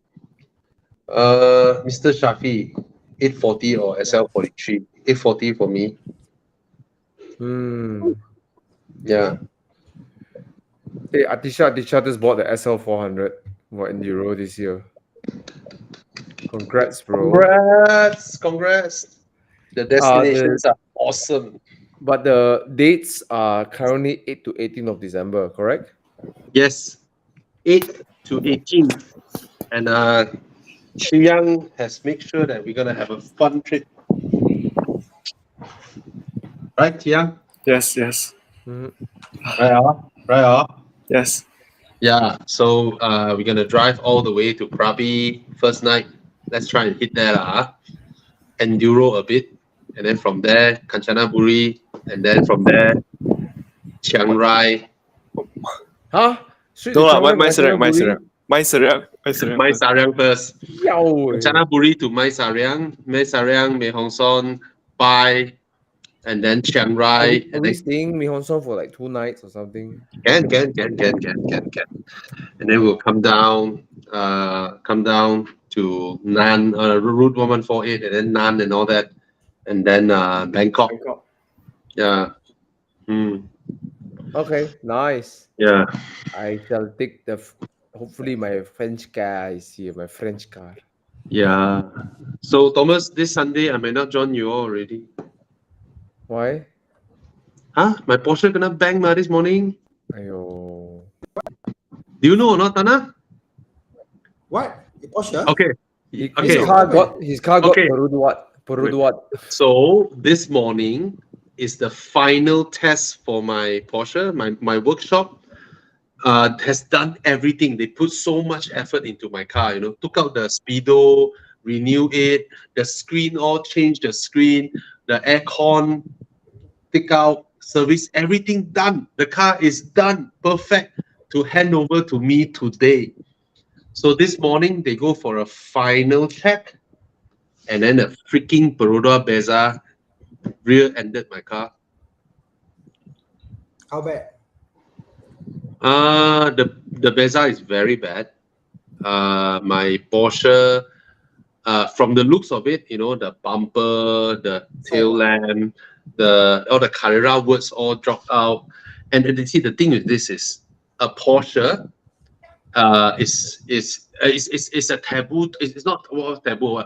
Porsche hates being rear-ended, right? Because you have the whole engine behind, your fan, everything, the stuffs are all behind. Mine is even worse. There's a cabriolet. Yeah. You know that cover on the cabriolet, the thing that goes behind, and then the roof comes up, and then it comes down like that. So that thing, I believe that rear end could have been pushed by the rear panels and all that. It might have misaligned. Yeah.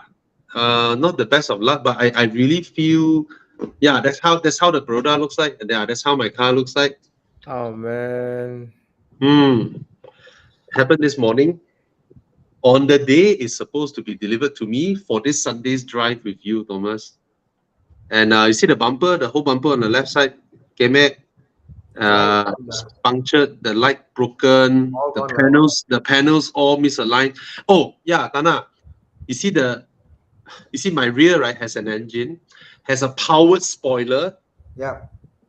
has a powered roof Yeah. cover and all that. All these mechanisms are there. These guys seem to have like rammed into it at pretty decent speed, at least 20 or 30 it seems. No, it's more than that. And then you look at my picture again. Look at what is leaking out. So it's a serious rear ending. But So, the outside also gone the whatever that fuck it lah. It's a piece of shit. his radiator Right. gone away. I don't care, right? I don't care, right? Walao, jialat way. Yeah. Yeah. Oh well. All Oh well. I'm Well, trying to well, hear- that's what Perodas do, right? When you are driving fast on the highway, a Peroda will block you. Yeah. When you are trying to drive nice and slow on the highway, a Peroda will come and tiong you. Well, It's always a Peroda. Peroda to me is like the cock block for car enthusiasts. Whenever you try to do something, right, it's there to kacau you one. there are also nice Whichever way. drivers out there, you know. I don't care. I don't care. Right. Today I have the right to denigrate any Perodas out there. It's like come in there. So it's today that I'm supposed to get the car and boom. Oh well. Oh well. Yeah. Hey, But I you know what? really Perodua feel bad Kantil- for my mechanics. the story of Perodua Kanchil gives them the spirit, right? The Kanchil kick the dog, right? You know, small deer kick the big dog, right? I don't care. I don't care. Yeah. Yeah. Oh, today I Kick feel you. a dog, I really kick a feel black you.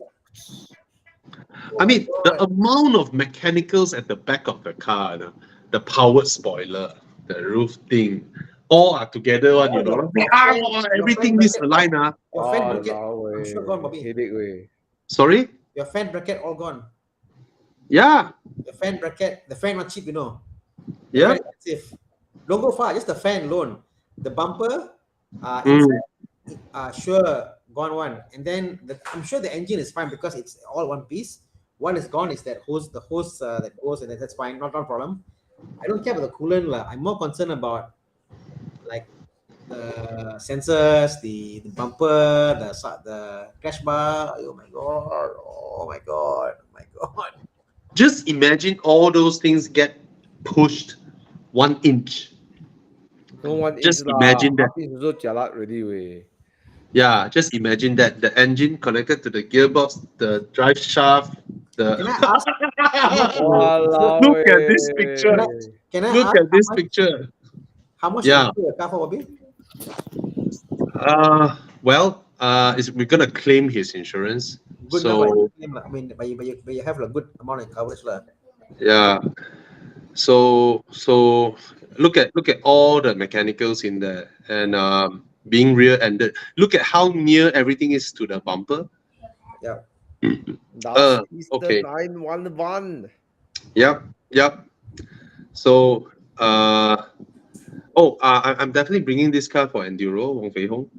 So the thing is this I mean, my first, I don't know why, when I got the call from a mechanic, my first reaction is I'm like, wow, I feel so bad for you all because you all put in so much effort to help me do up the car and rush it for me so that I get to drive it this 20th of August on the first shakedown run with Thomas and Adrian Mark, they all, you know, to Hat Yai, and this happened.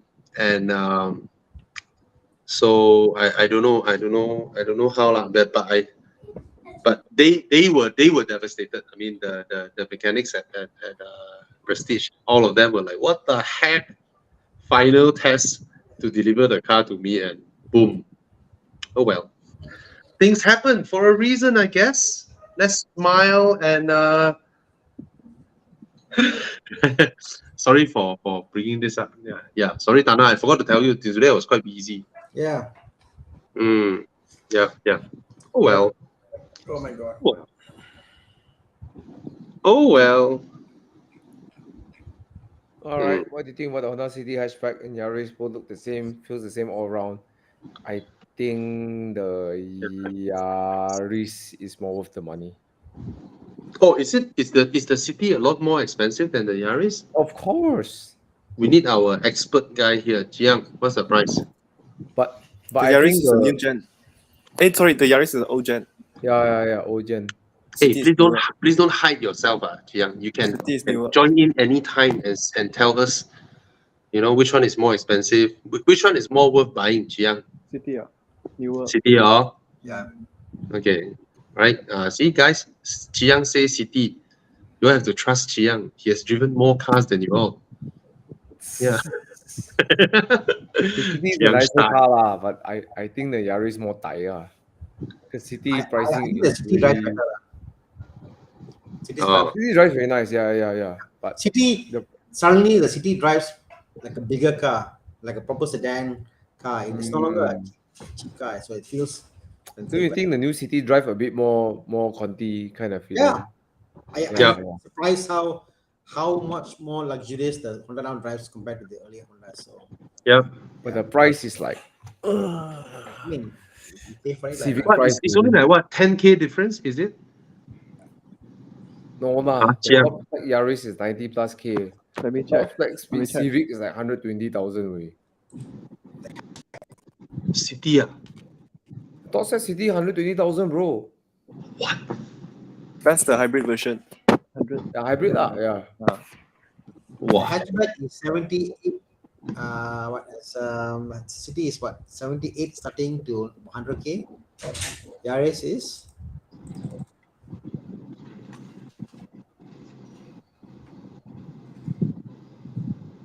Okay, like even the Yaris is the previous gen also lah. Yaris starts at a higher price. Really ah? Oh, okay lah.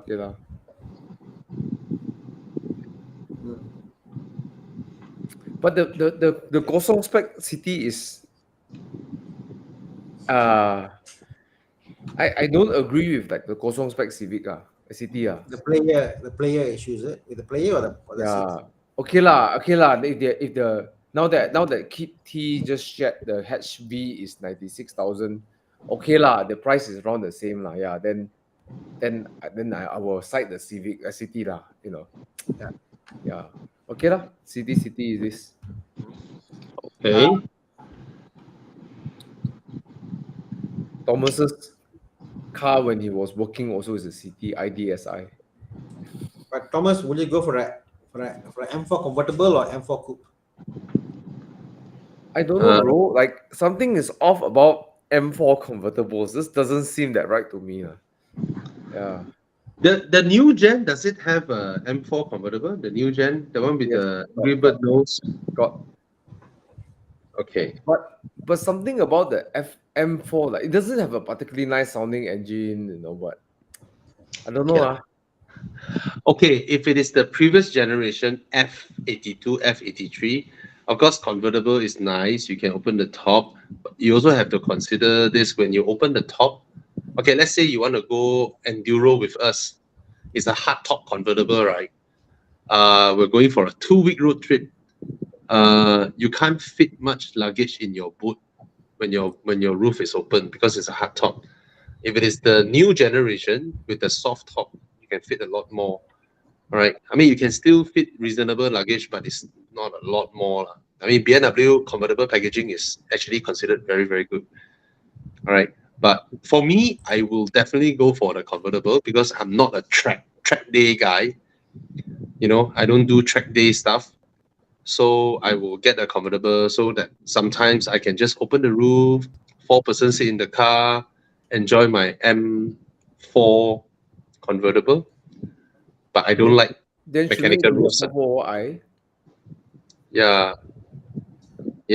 I don't like hard top convertibles. I prefer soft top. Yeah, same. Right. But the new generation is a soft top, so you get a lot more room You know, for when I was luggage. living in and all that. US, I had to use the rear seats of the Camaro because the Camaro uses it operates like almost like a hard top, so they take the whole half the boot space for more than half the boot space for the convertible top. So My God. I end up having to put my luggage in my rear seat all the time. Horrible packaging for such a big car. Yep. Yeah. Oh well. Anyways, I'm still disturbed, Bobby. Sorry? Sorry, Thana? I'm still disturbed. Oh, yeah, I'm still bro. I mean, okay lah, don't like that way. I'm not as disturbed as you. I went through one, so I can understand. It's okay. Oh, yeah. Oh well, things happen. Well, budget Cyril, under 30K. Cyril Lim asked, would it be right off your head? Fix of course.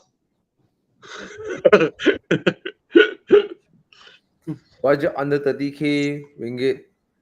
2012-13 S80 Volvo S80 T5. Is it a enduro car? Of course. I see Jerome thinking about buying a car put in Malaysia already. Okay, you as a Singaporean, you can buy 30K cash cars. Why would you want a S80 T5, right? Let's find you the cheapest convertible that I can find. Wait, this guy is not Jerome. This guy. He is Jerome. He is Jerome. Oh, I know. I can't read Chinese. Yeah. Evo Club Singapore. Jerome. Oh, okay. Yeah, I'll get Yeah. convertible lah, bro. Why you get Volvo? What the heck? Okay, Jerome, get this 40-something thousand What the Golf hell is that? MK3 Golf MK3 convertible. This lah, don't lah. What? It's a beautiful car, bro. Thana, reliable or not? fast and safe. Bro, Fast and it's the- safe. 2 kids. hey, Thomas, you search this car on Muda, you look at the condition of this car. You just look at the condition of this car. This car is super well kept way. Super duper well kept way. The whole car is like, You saw in Muda got one Lancia. hey, What? screw it lah. Monte Carlo. Don't lah, bro. The Okay, Monte Golf- Carlo has a brake that doesn't work. But Golf Cabrio, right? Golf what? Golf. I don't know. You just Muda. You just type cabriolet. No, I And then the think car Golf will come up. Cabriolet cannot. No, you just type cabriolet. Just type cabriolet. Okay, Yeah. Cabriolet. Can't see, bro. Nothing yellow also. I found it. Oh, it's a Z4. What? No. Oh, MK4. Look at the interior. The condition is so good, But I guess it's and it's a 4-seater. if you got kids, is it enough? Mm, Small. Okay, lah. what? Small. lah. Yeah, it's a small car lah. Yeah, It's lah. a small car lah. From Singapore to go to Malaysia to go to Thailand for him, no lah. He needs some more safer and bigger car, something more substantial. True. Volvo S80. Huh? Volvo S80. Yeah, at least if you can find like a old 6 Series. Or, Wait, Bobby. Oh yeah. The 6 Series is cheap. Exactly, the old 6 Series I think is good for him. 6 Series. Mm. But is Santa Fe qualified for Evo? No? Hey, I'm gonna whack you. Thomas. I will whack you, I tell you. One day I'm gonna whack you. Off-road, One fine day. One I'm gonna suddenly appear next to you and smack you when you mention Santa Fe. somewhere. Yeah. Smack him. Oh, 50. Oh, got 30K also. Hey, how about a Santa Fe Cabriolet? Wow. Okay, what? Right? Would you not deny a Santa Fe Cabriolet for Evo Enduro? Jerome, why don't you get a 6 Series? 40-something thousand. Right? Hey, Jiang, show Santa Fe Cabrio. Or a 6 Series convertible, but this No one is space about lah, bro. No 60K. space lah. The no space lah, bro. Bro, look at this. How can you not qualify this for enduro? Bro, Joke. don't kacau lah. I know, but it's not for sale. All right. Bro, we can import there one from Malaysia? Australia. Is there It's- one in it's- Malaysia? It's not an actual production car. Really? Yeah, Oh. it's not. In Europe, there's all these T-Roc convertible. You know the VW yeah. T-Roc convertible. Yeah, So many of them. nice. Only if they have them in Malaysia or T-Roc convertible. Yeah. Yeah, Jerome. Why don't you invest a little bit more of your prestigious Sing dollar, like maybe 20,000 Sing dollar? Then you get the 6 Series convertible. Then you can put your child at the back. You still get a decently okay large E kind of boot. Your extra luggage, Chiang can help you carry. Right? Chiang don't mind one. Chiang is a super nice guy. Yep. Yeah. And then you get to spend so little money, Don't. and you get a 6 Series convertible. Go for enduro. Come back, you sell the car. Come back and sell the car straight away. Then next year you buy again. Please Right? don't take Chiang's space because I need if I drive the Alpine, I need the space in Chiang's car. I was just telling Chiang. And Chiang said, "Kim, man, can put stuff in my car." His car. Nice. If I drive the Alpine, I definitely need Quality extra space. Bobby, I need to put things in your car. I'm driving Porsche. Good luck. Okay, so yeah, Jerome, get a 6 Series. Look at this one, But enough 4.4. space for the kids behind, no? Okay. I mean, it has It's a young way more, definitely more room than the Golf lah, and it's a modern car, right? And then you have the sense of occasion, and then you come back, you sell the car. Look at this one; it's so beautiful. It's white color, red color seats, and all that. Oh, the front. So Bengal era. Bro, I said, he come, he drive it, enjoy the car, and then come back and then sell it off. Okay. Probably have to spend a bit of money fixing up before enduro lah. I give you an idea. If you're scared about the road tax, buy the car, have insurance, tow the car to the border. Thailand no road tax. Have the car in Thailand. So okay. No, you need road tax in Thailand. You need the Malaysian road tax in Thailand. Really? Yeah. Yeah, they check for it. Says who? No lah. But anyways, I think you need to spend a bit of money to fix the car up lah, because it's not going to be entirely pristine. But it's not difficult. I don't think it's a difficult car. Just service the aircon, make sure you have all the fluids changed, and then let's go. Right? Yeah, better than the S80. Yeah, the aircon is important for this kind of journey. Aircon is super important. Okay. Yeah. All right. So, yeah, that's for enduro. Now, guys, 9th of September. Chiang, no need to flash anything. 9th of September, we are having a big car gathering. There will be 2 parking lots. You can show the post. You can show that post that you did on Facebook here. You can show that one. All right.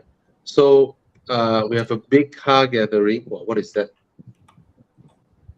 And we have 2 big parking lots. Okay. One for everybody, one for EVs and PHEVs. All right. And it's a fantastic place to do car gathering because instead of some, let's say, dash highway parking lot, right? Or the parking lot opposite of what KLCC there, I mean, when it's a parking lot at night, yeah, it's nice.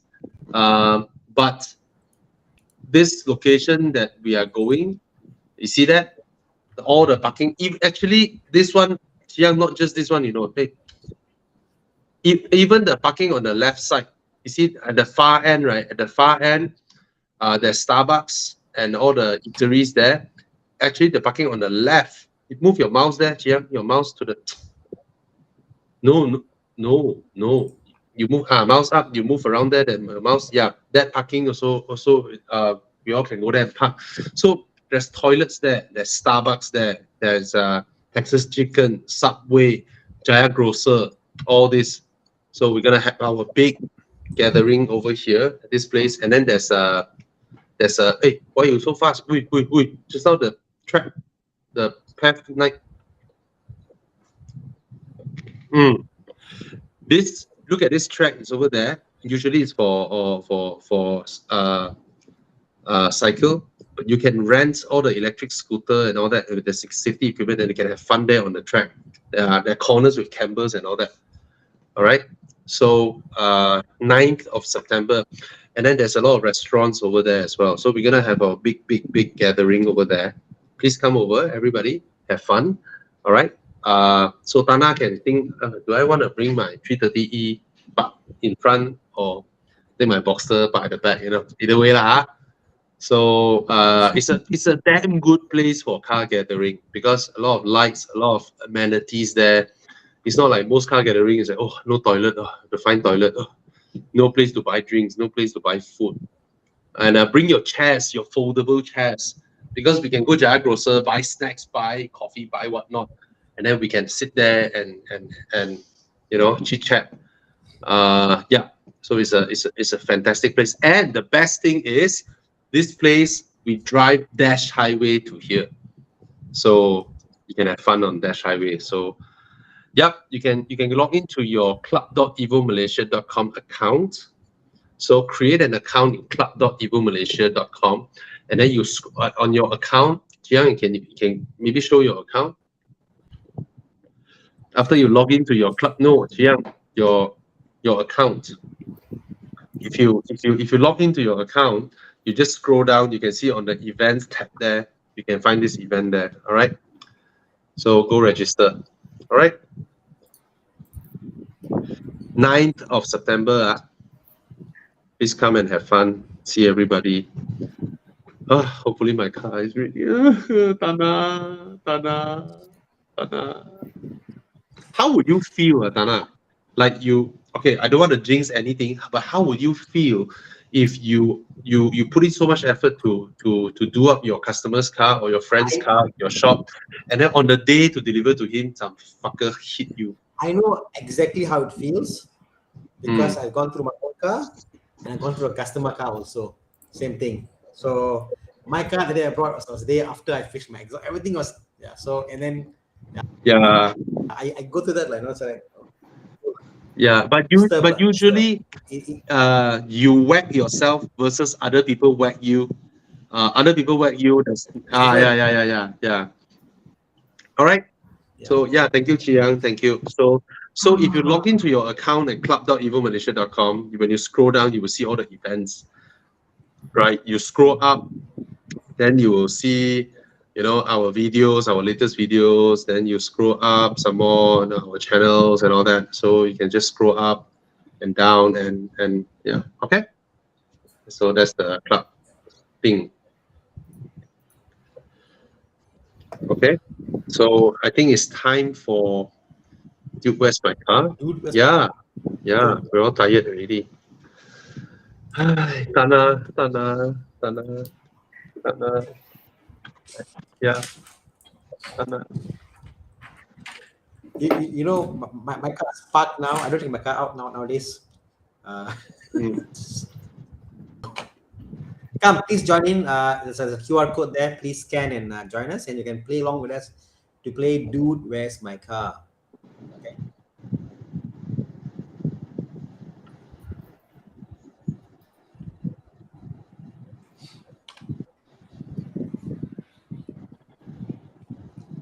Okay. Yeah, please scan, guys. Please scan. QR code is there. Please scan. I'm scanning also. Let's play. Sorry, guys. Scan. Hey, why? Oh, okay, got it. Thank you, Chiang. Play. Oh, actually, I can copy and play somewhere else on the laptop, isn't it? Could I?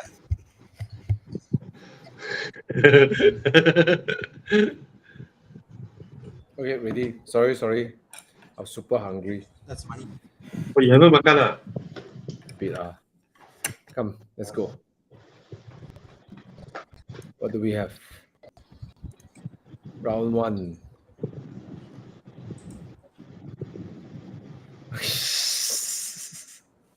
What's that?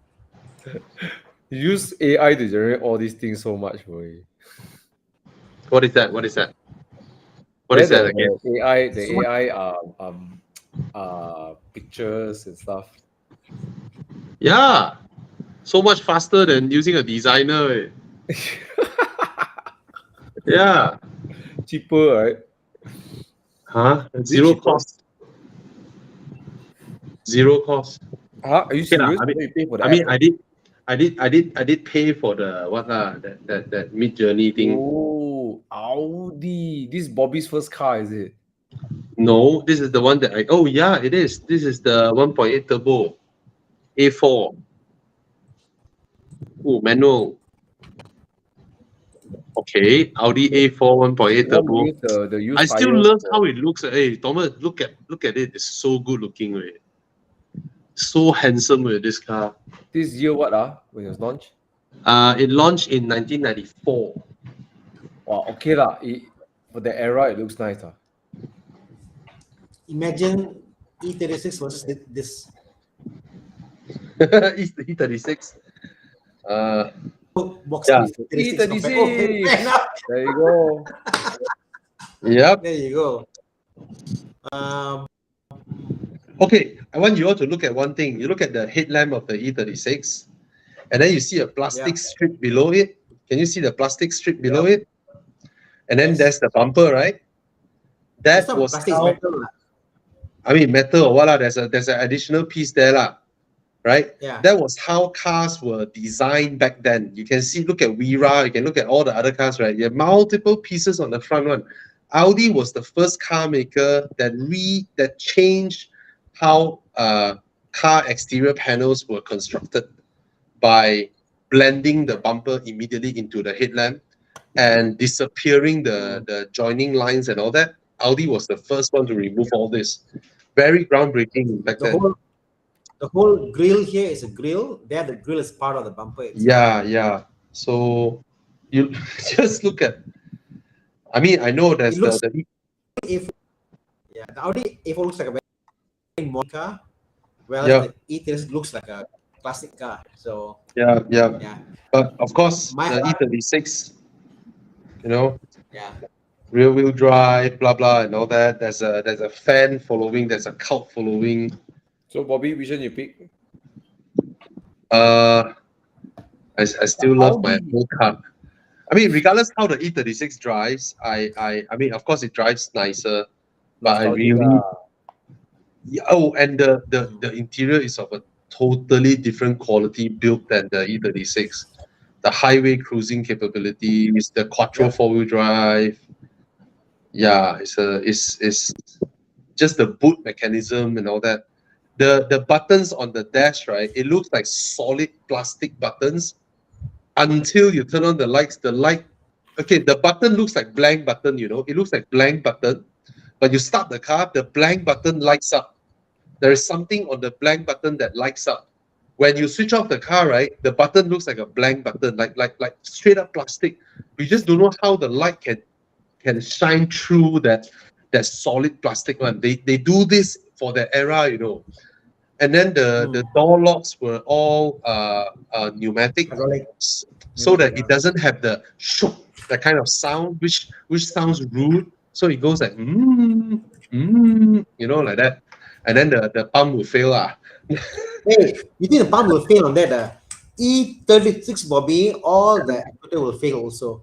It's worse. It runs on cable still, right? The E36. No, it's not. It's not cable. It's actuator. Oh, it's an actuator also. Yes. I think this era is a W124 type, right? Yep.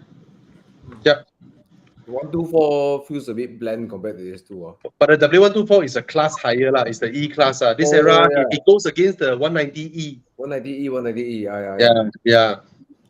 And then all of them are in British GT racing, and also in BTCC, in DTM, and Audi walloped the two of them.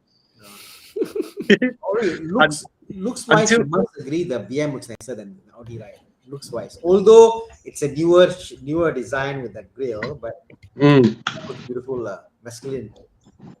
Yeah. This era, then the other car makers protest, and then all the racing series ban Quattro. But you know, the 3 Series is a better looking car. It feels like the E36, right? It's a better looking car, lah. But still, you know, the Quattro, I don't know.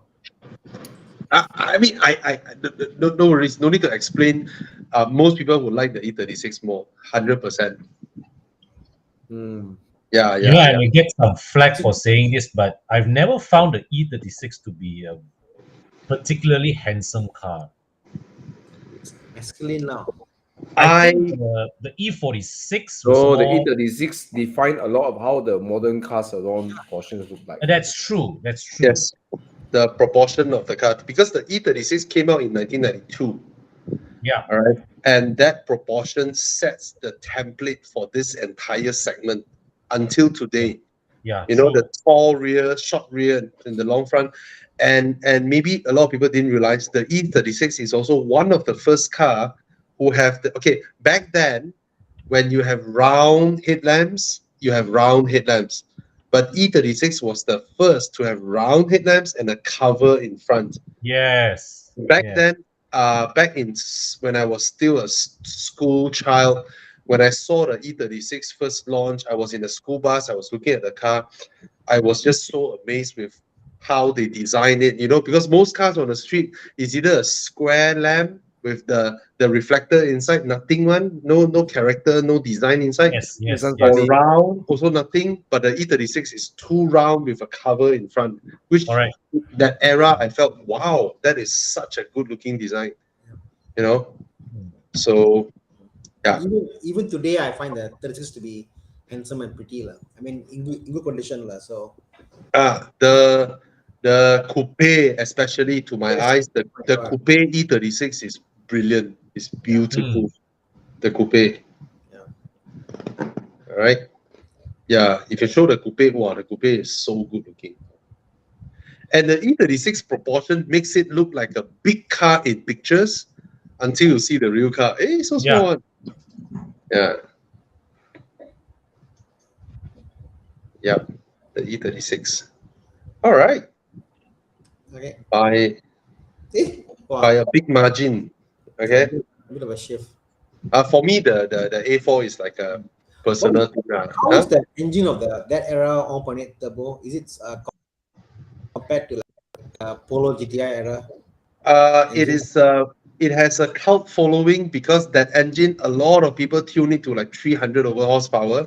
What? Yep. Yes. It's very easy to get that kind of horsepower in the era. So that it was the era where, because Audi was the first to downsize their engine and then turbocharge way earlier than the others. So the Audi boys like to catch out the Beamer and the Mercs of the era lah, because they are all NA ma. Then the Audi boys all turbo ma. So there's a big cult following for this generation of A4. A lot of people mod their cars, gila, right? So for me, it's a personal thing, because before my father bankrupt, he has this A4, and when he bankrupt, I felt, and then the cars all have to go, right? So I was like, oh, I wanna buy back this car, you know. So that's the first car I got lah. I just felt it's still very good looking lah, the way it looks. You look It at is, this actually. black one, you know, it's a handsome car.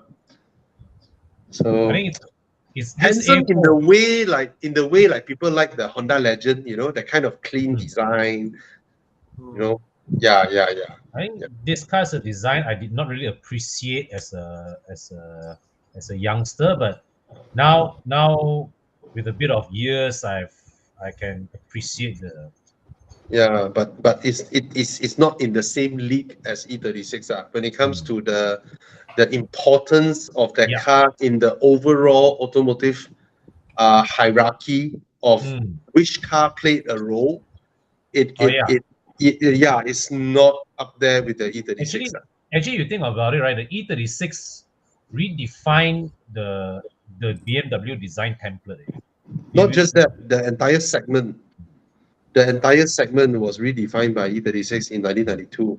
Yeah. So I can say that the A4 has a cult following, but the E36 is legendary lah. Yeah. Yeah. Oh well. Okay. Waste money.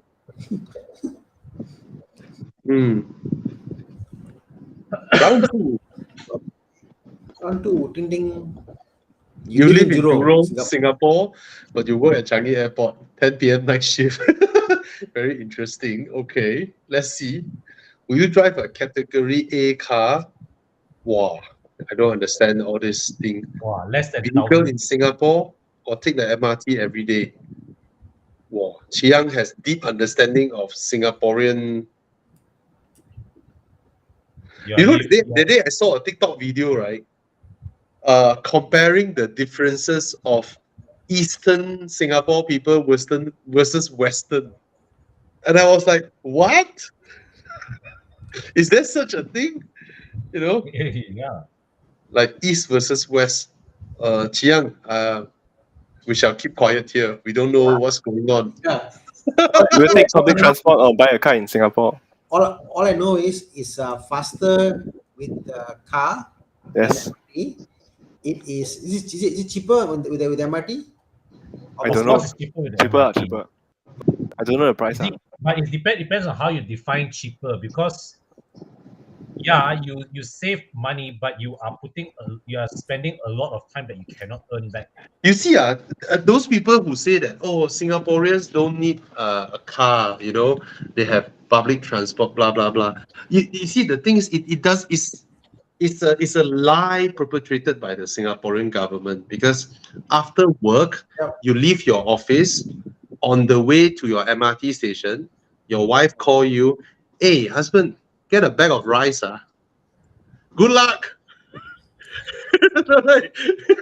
I got to carry a 20 kilo bag of rice. Or let's not say a rice. Rice is heavy, right? Get a roll of toilet tissue paper. Then you got to carry that with you all the way through MRT. Right? It's a lie. It's a lie, you know. I really think that Chiang, I unfriend you, Jerome. I think are you describing Jerome?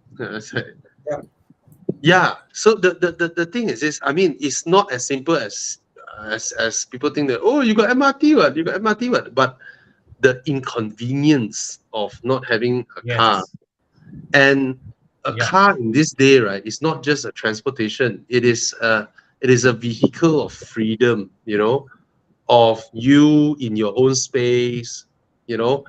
Middle of the night, you stay in the east, you want to drive to somewhere, you know. So I really think that the whole COE thing is a scam, depriving Singaporeans of traveling in their cars, in their own personal cars, to Malaysia, to Thailand, you know.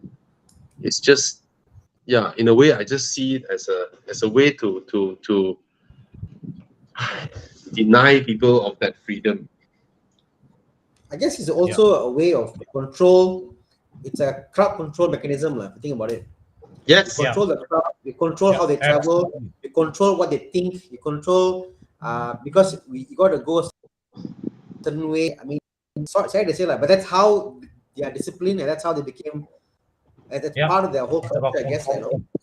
It prevents the outflow of Singaporeans to explore opportunities in Malaysia or do something else. You know, if you are in the lower rung of the society where you cannot afford cars, you are confined to the kind of space provided in the country as a workforce, and you're taking public transport like that, day in and out, you know.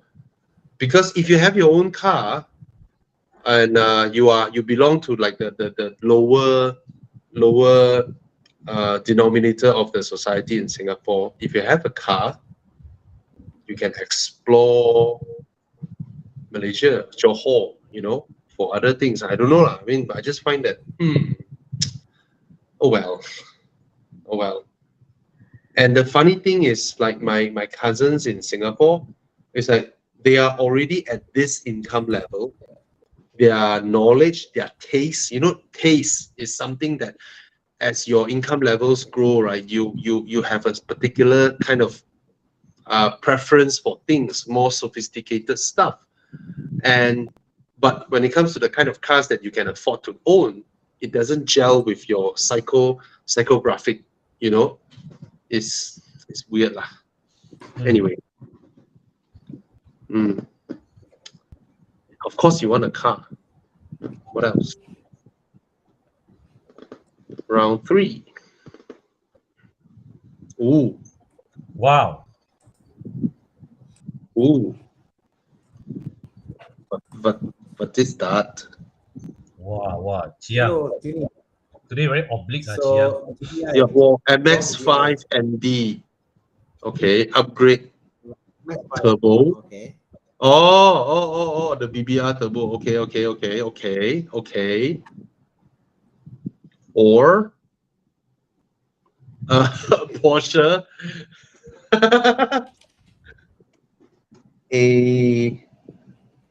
What kind of power we're looking at, Jiang? 250, around 250. Wow, so many things and then only 250. Ayo, 250 saja.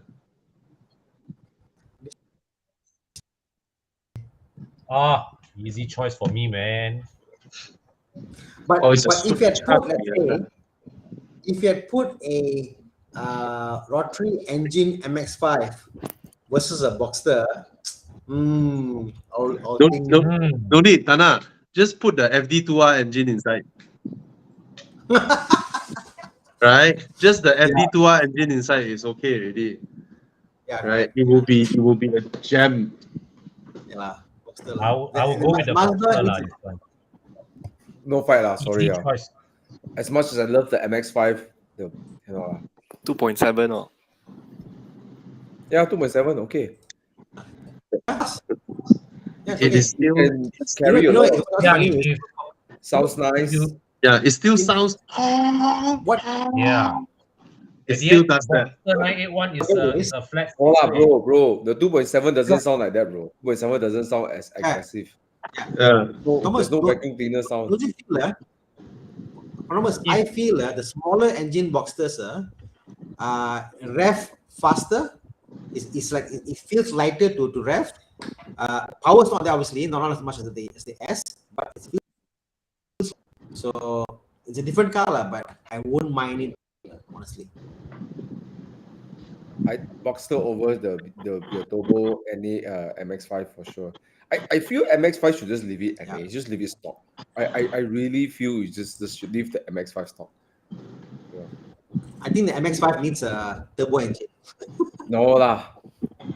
Oh, the car is so bloody fast around Genting, man. You go up Genting, what the heck, man?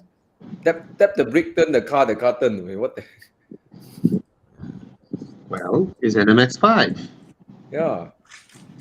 I don't know lah. I feel like the car doesn't need more power, but then again, it doesn't have the sound, doesn't have that. The vibrations of the car is kind of lacking, Yeah.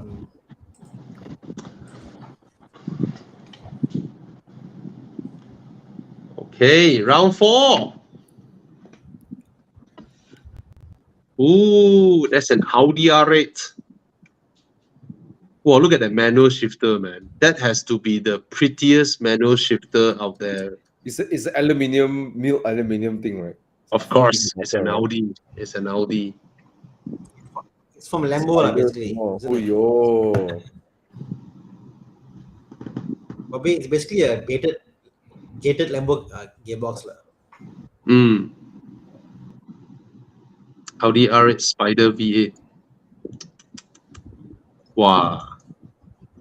Carrera Cabrio. Easy choice lah, bro. Yeah.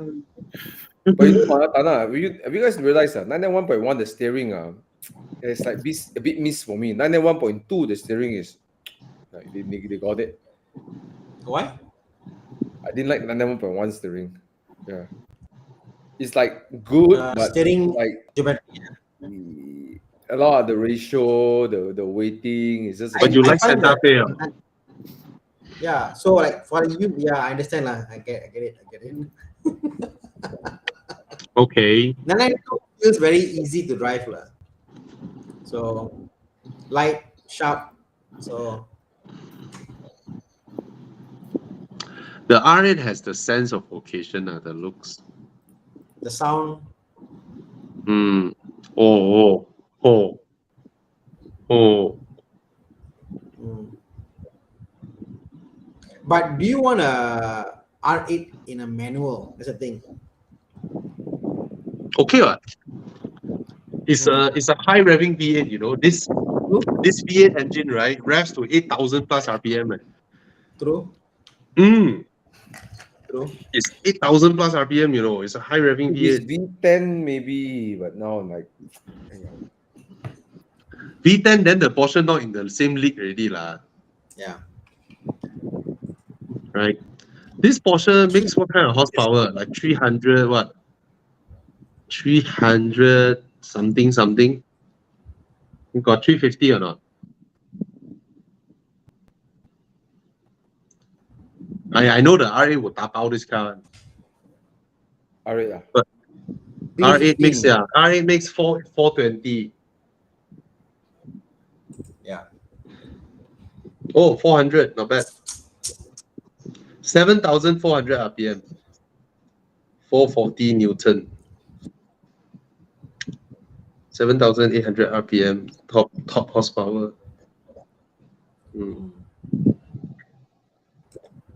Porsche is manual. So no manual, right? Does the Porsche have manual? Yes. The 991.1? Oh, no. Got manual, meh? Got manual, meh? Got or not? Thomas, Porsche man. 991.1 got manual, meh? Yes, there's manual. Huh? Not for sold in Malaysia. Oh, got manual. Ooh, yo. Ada manual, but there's a stupid 7-speed gearbox. Oh, yeah. That weird 7-speed manual in the 991. Yeah, introduced in the 991. 7-speed. Anyway, let's look at the results. Wow.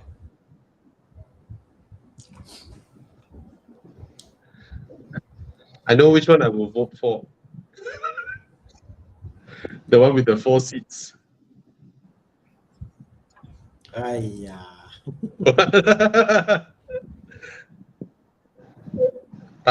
will vote for R8. Of course. I voted for the Porsche. When you can make an orchestra and play the tune for a V8 with a manual stick, why not? Con don't know when I mentioned that Con you know or not? Con, my Porsche.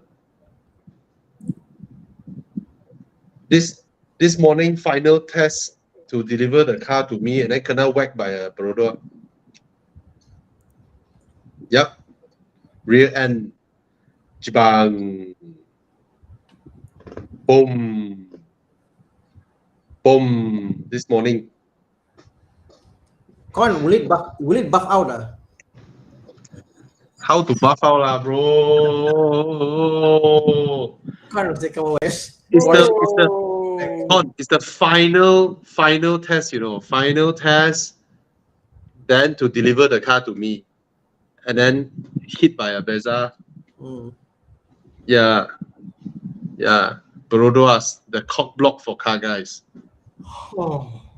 Yeah. Then you just imagine the amount of mechanism at the back, the powered tail, the powered spoiler, the roof mechanism, the engine. But I don't think the engine subframe will be affected. Looking at this, I think it's more just the top. Don't know lah, bro. Look at the whole panel camera already, the middle reflector. Just a panel lah, don't worry lah. Bro, I feel so sad for you, bro. Just to find the parts. Just to find the parts. Sorry, bro. Look at the bright side of me. Huh? Look at the bright side. Yeah. Now you get all new lights, all new bumper. Just for the things to come in, it's gonna take a while. Yeah. Yeah. If you help, I can source UK. Yeah. Plus performance Uh, can settle, no problem. I mean, it's at Prestige anyway. So, wow, look at the amount of things inside. Wow, one shot, ping plang. Bro, don't think so much, bro. No, I didn't think much. I mean, I'm okay, man. In fact, I feel bad for my friends in Prestige. They put so much effort for me, and then, bing bong, gone. Oh man. Oh well. Well, but the guy wasn't going slow. The way the impact. Well, that's Doesn't what look like Perodras are. Isn't that what Perodras are made for? I got rammed by my spider kena from a Land Cruiser, but at least he kind of like went like that, not like boom, like roll into my car. Oh well. That's what they do. So Bobby, no more do your shakedown drive already. Of course, no more lah. Yo, take your Audi lah, so comfortable. Out your head lah. Yo, there I don't want to go also lah. Same only. Okay lah. I'll go lah. Aston it. Aston Martin. I was so looking forward to do the shakedown drive. Yeah, bro, Yeah. so nice. Yeah. Oh well. Shit happens. Ding ding ding ding. Nah, everything got a what? Maybe Thomas planned to raid me in this trip there. What the? Yeah, so I didn't get to go. Then Thomas Why is you like, think of me like that? What the hell? Yo? because you got ponytail, ma. Yeah. Anyway, guys. So I don't yeah. know how to think about what you. So guys, yeah, I guess that's the end of it. Thank you so much for joining us tonight. Remember, get your cars cleaned up properly with Evo Club Car Wash for our 9th of September big gathering. And if you want to make sure your car is in tip-top condition, go to Plus Performance with Thana. And then if you have something that you want to buy and you want to earn more money, look for Thomas, PM him, and then he has something great going on. Launching a business, looking for business partners. Yeah. Thomas is looking for business partners, and he will make sure you succeed. All right, because he's a pro in making people rich. Right. Yeah, before all of us know Thomas, we cannot afford all the cars we buy. After we know Thomas, we start to buy all the cars we buy.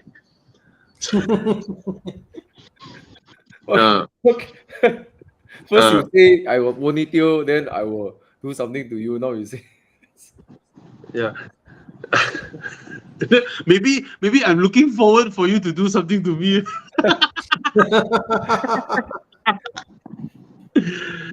Right. Okay. I don't know how to feel about that. Yeah. So guys, 9th of September is our big gathering.